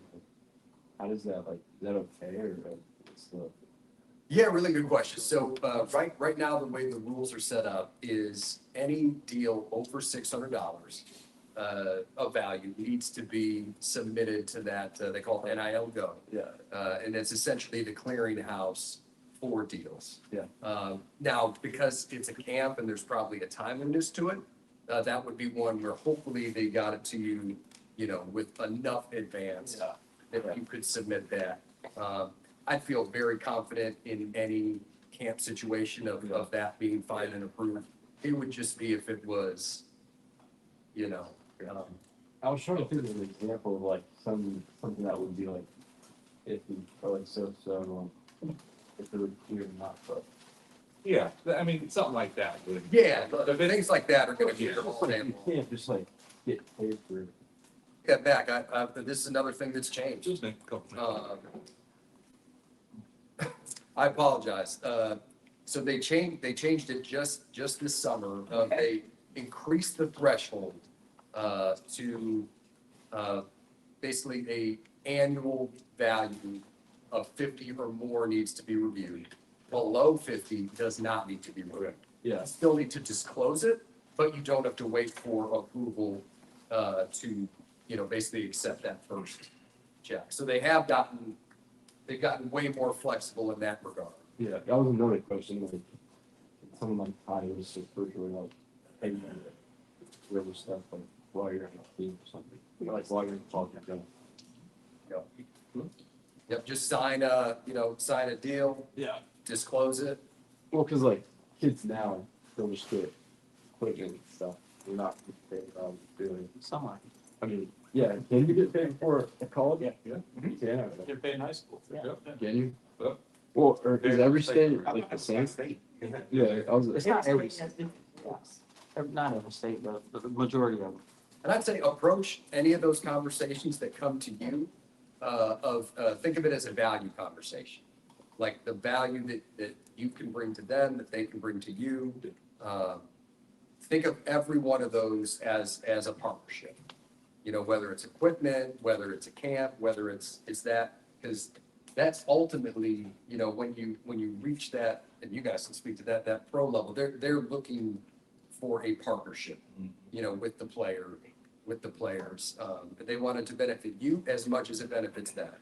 So I think it's a bit of just maybe a mindset change of trying to get paid to trying to bring value to X, Y, or Z. Obligation. You gotta be. Yeah, that's fun. Good fun. Go ahead. What are the rules for receiving a scholarship that's outside of the full ride that you're being received? Because like, you know, sometimes people want to support college students. So what are the rules for receiving scholarships outside of the one? So that's a great question. That's gonna be one, those are gonna be more university related stuff. So when I was going to Pepperdine, right? Like the Bill Dickey Scholarship Association was gonna give me some money, but it was actually at that time gonna count against the school scholarship. So it didn't matter. It's like, they were gonna give me, say, $5,000 and that's 5% of the scholarships. I would have had to take 5% of the scholarship less at the school, right? It changes though per university. So I would always say, guys, like, think through a lot of this stuff. It's easy to chase the goal, right? It's easy to chase the money. Oh, someone's gonna give me $50,000 this year. I'm gonna go there. Work with these people paying the NIL because they want tax benefits as well. They want to get what they want out of it. They want a lot of time what's best for them and for you in there. So it's like, do I want to pay taxes on $50,000, or what am I going to use this $50,000 for? Maybe I'm using this $50,000 to fund summer golf, right? Where I'm going to go play the Western Am and the Northeast, North South, USAM, all these different big events. How about you guys pay for my travel, right, to these events and pay me $40,000? I'm paying taxes on $40,000, still getting the benefit of the 50, right? And I'm paying less. So it's always like this, you know, we got to kind of play slick a little bit on some of this stuff. Like, you know, when you're talking to people about representing their company or wearing a brand and all that kind of stuff, make sure that obviously you want to get paid. We all want to get paid, right? But at the end of the day, it's like, what if we talk to that a lot with our players, like, use that money for the summer golf. Yeah, invest it back in yourself. In yourself. Don't go, because we know who's on NIL. They all got the new Jordans. Ones that's like 5 pairs of Jordans being bought. Everyone that gets NIL, they buy what they just have, right? And stuff. And so it's like, you know, use that wisely for your development, and you're gonna get paid in the end. If you play well, you're gonna get paid, right? Because we have to. That's the day of college golf now. We're there, right? That's why the portal is so hot. I played this year. Let me go see what I'm worth, right? I'm gonna go see them worth, and everyone's transferring. And I mean, this summer, people are getting paid that I think suck. Yeah, it was crazy, right? Like big schools are paying. Like he got $50,000. Here, 73.22. You know, but it's out there, right? I mean, you need to fill a gap. I'm going to fill a gap, and no players coming up as well. Is, you know, there is no right or wrong. There is no, you know, this is the right place to play. Whether it's D1, D2, whether it's going to an HBCU or whatever it is. The 3 of the 5 players that got through Q school finals this year played D2 golf. 3 of the 5. It wasn't no one from ASU, wasn't no one from Oklahoma State, wasn't no one from Stanford got through. There was 2 guys from Barry University and a guy from Lynn University. Right? So there's so many, but you play well there. Now the top D2 guys today are going to get paid. Right? They're going to reach out to a school and they're about to get paid. They play D2 golf, and they're going to have an opportunity to get paid and play D1 golf. So there's so many. Here, you go ahead. Are you good? Or? Let me see what. I can probably answer some. You didn't text. I can do one more. There's different academies. If they want to support someone like Ashley during the summertime for summer golf, is that inside the NIL or outside the NIL? It's a good question. Is it a business? Is it an individual? Looks like a nonprofit foundation wants to support her or any junior college kid during the summer months. Yeah. and a tournament? We had a women's golfer last year, Angelica Holman, who earned a scholarship from a Florida-based nonprofit. And we worked with our financial aid office for her to be able to accept that. That is one that I would ask compliance and financial aid, just to make sure that there would be no eligibility, issue. This kind of goes back to if you don't know, ask the compliance office, ask the financial aid. It's definitely their job to track those final. Okay. I'm not the idea, it's just, if a nonprofit is actually funding for an individual playing a tournament during the summer, is that against any law? I don't think so. I mean, it doesn't strike anything, like in my little voice of that. But still ask to get clarification. Yeah, and now that they raised that threshold to 50,000, like there would be no individual tournament support that would ever reach that threshold. Right. But to dot the i's and cross the t's, it's probably worth getting a one-pager that says, hey, this nonprofit is supporting me and I'm getting this much money and this is what it's for, and get it turned in. So as a pop star in the clearinghouse, it's probably like, because I know we're talking about NCAA's, but now that you get paid in high school, let's say, is there a clearinghouse for high school? Or is that totally different? I don't know that one. All talking about the NIL deal? Yeah, because I know that's what the clearinghouse is for, NCAA clearinghouse. Yeah, I'm not sure. No, not for, I don't. Well, so there are two different kinds of clearinghouses. Like the NIL Go that's like, isn't that like PwC does that? Like it's a third party to review all the, Deloitte. yeah.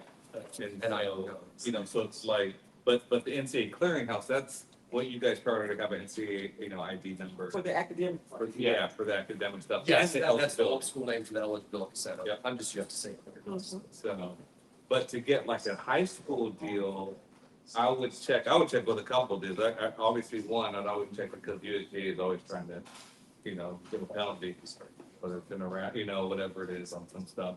And the NCAA, I would, I'd run it through them as well, just to make sure that it's formed. Now, there's nothing wrong with getting a deal while you're in high school, but just make sure it's going through the proper steps. Yeah. All your conference office. Yeah. Because locally, they're gonna have, California may have different rules than like. Yeah, CIF, they have to be different than other places. Yeah. So, She wants to ask the question. She can do it. yeah. Yeah. But I was wondering if you kept a clearinghouse for like NIL. Yeah. Is that like in the school itself or is it just like? So I actually just answered for our incoming Thai freshman, because he got the email. And so his dad sent it over like, Aaron got this, NIL, what is it? They said, just email it to me, I'll reply, it's all good. So it's it's registering an account. And then you have it, and then you have it to disclose any of those. Is this from the NCAA player have the GR already had? Is it a third party outside? So it's nilgo.com. And once you have a university email address, then you register an account. So you would not register. Yeah, no, you don't need it yet. But once you sign someplace and you're gonna go there and they give you you're accepted and you're really gonna be on the team here in a month, like our incoming freshmen all got this, just saying, register here, just in case. You may not be on, you may be on, but just in case you have it, and we can submit something easy and get the answer back to you. And it led directly to what we talked about earlier, where parents from Thailand. So me just, kind of re-explaining to him and his dad, hey, you're here on revenue share. So you're not gonna have to put, anything right off the bat here, into NIL Go, but register your account, so you have it. And then we'll see, I mean, he's a player, so maybe deals in Thailand, like, we won't tell him, as we evolve and grow with him, hey, let's see what's going on and let's let's get those just submitted in it. Hey, you got a question, Ariel? Maybe you can talk about maybe a little bit of a misnomer because you guys have a lot of international students. I think just for the parents, a lot of times we hear like, oh, they're recruiting a lot of international versus domestic. This wouldn't hit their budget as much if they had like a local kid. Maybe just general information around kind of what. Yeah. Go ahead. I'll stand up to you for a minute. Yeah. One of my pockets are getting. So, so the reason why we have so many internationals, and have I bit my tongue with anybody this week? Right, so we're just going to go to church real quick. So, if I want to build a great program, right? So, the last two places I've been have been mid-majors, okay? Kids here, if you're from California, what schools do you want to play for? Stanford, Sifford.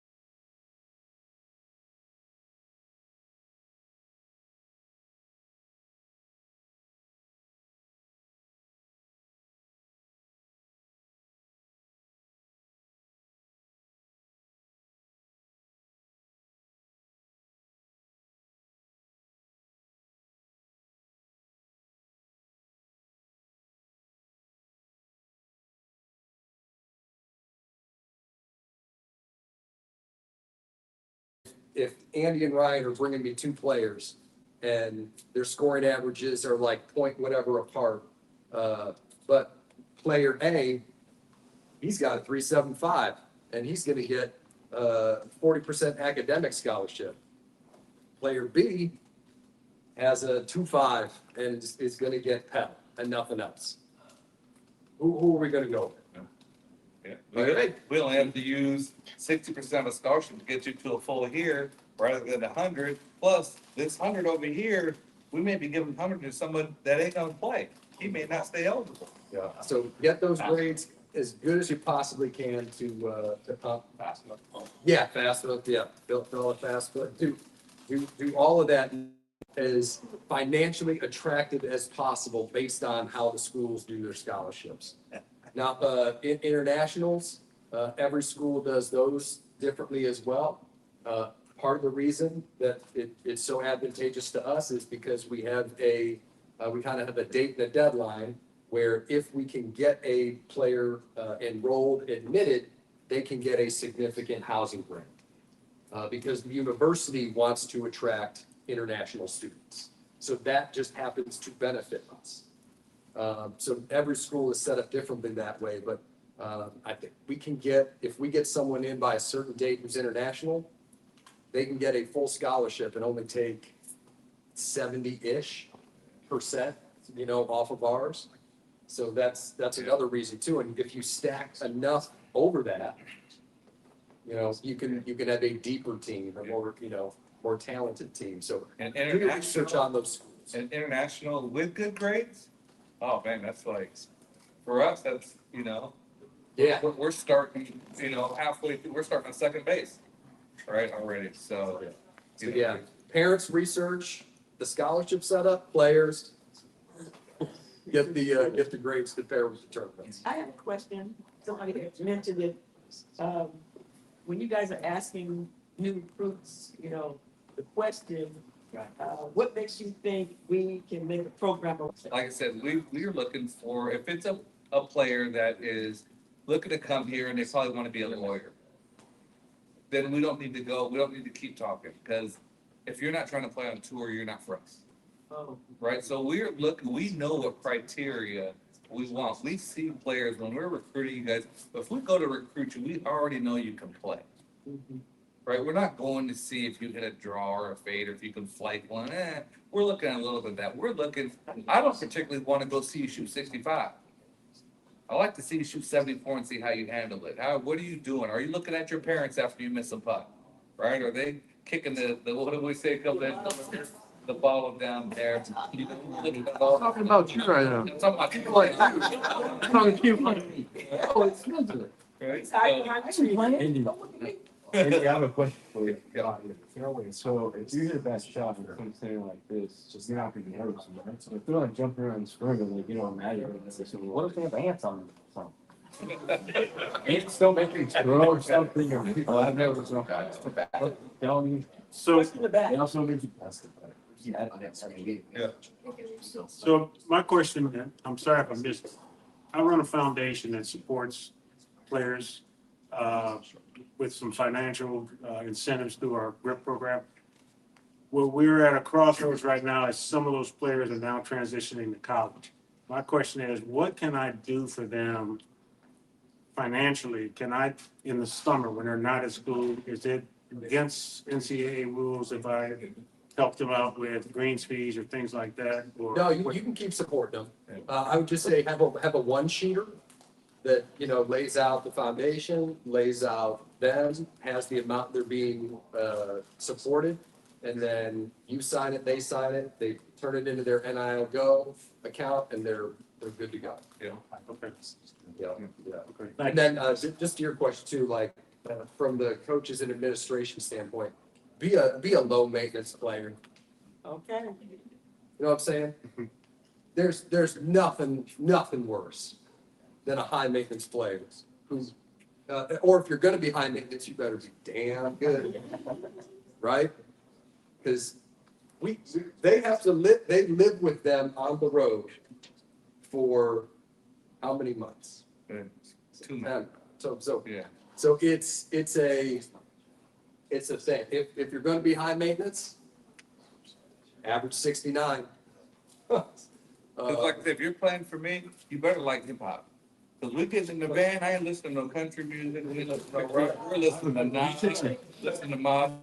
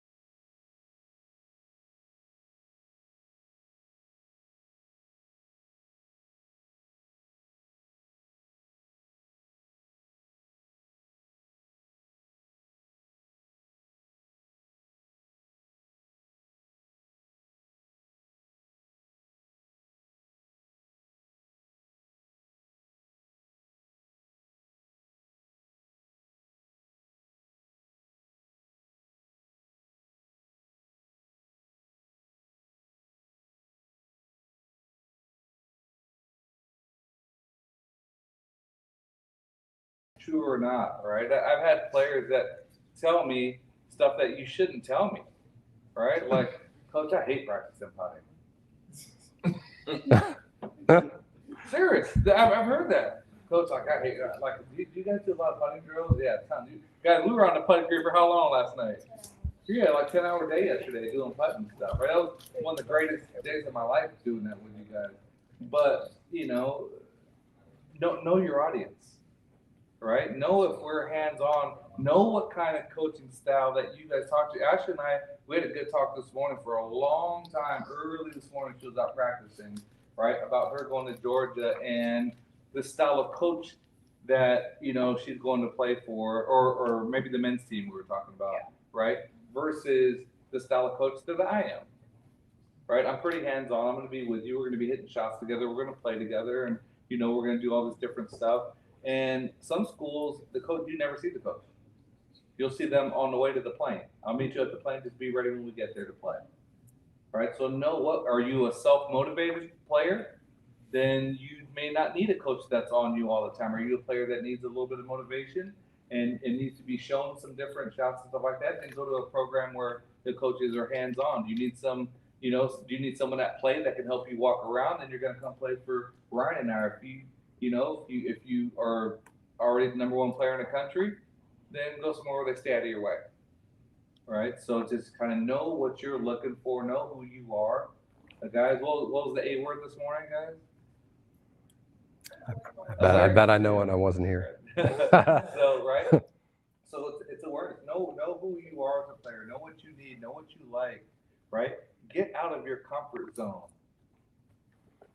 Right? That's why I left Phoenix. We talked about I grew up in Phoenix. I would love to play for ASU, but I knew I was like, I need to grow up. I need to get off of this easy Bermuda that we can play there in Phoenix. I need to learn how to play on Polana.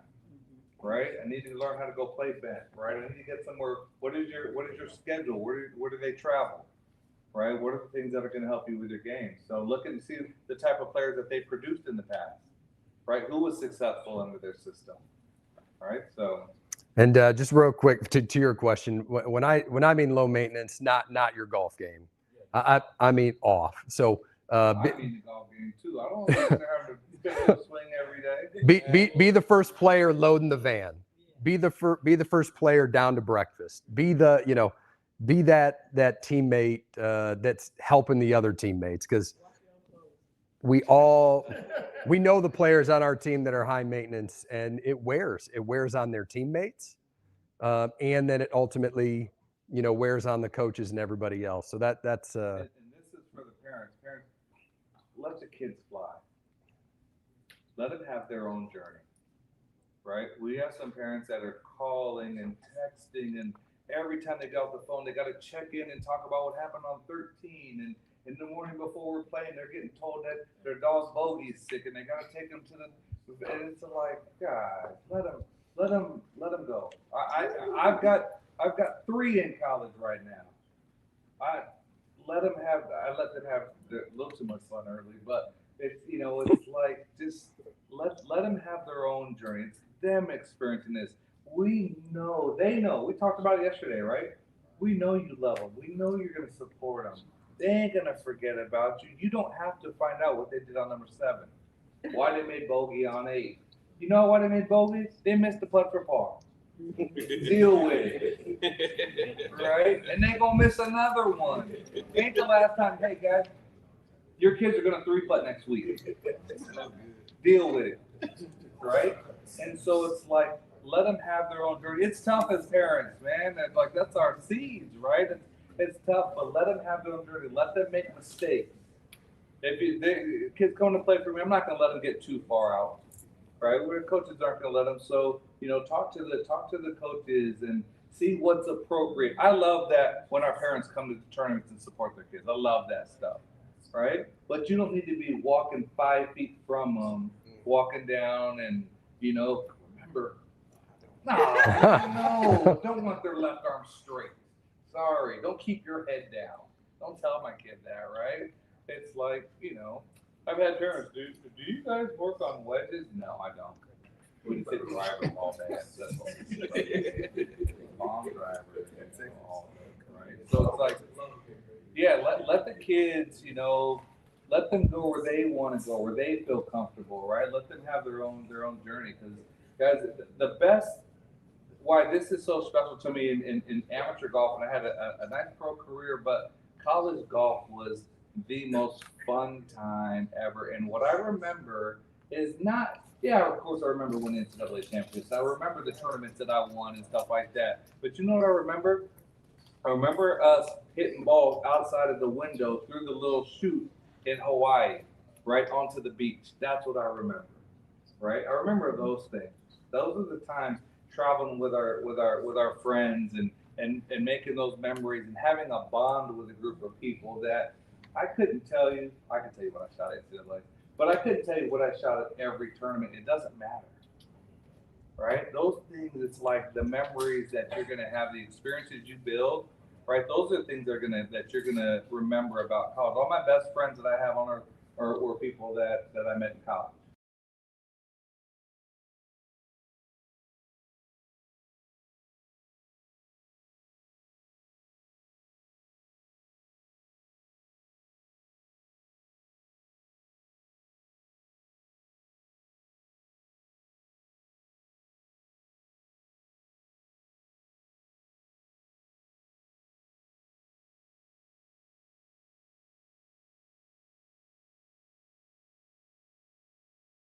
Over in Royal Oak, and I couldn't shut up about how terrible all of it. Your parents can't take it. It's on you, right? It's on you kids to do some of that.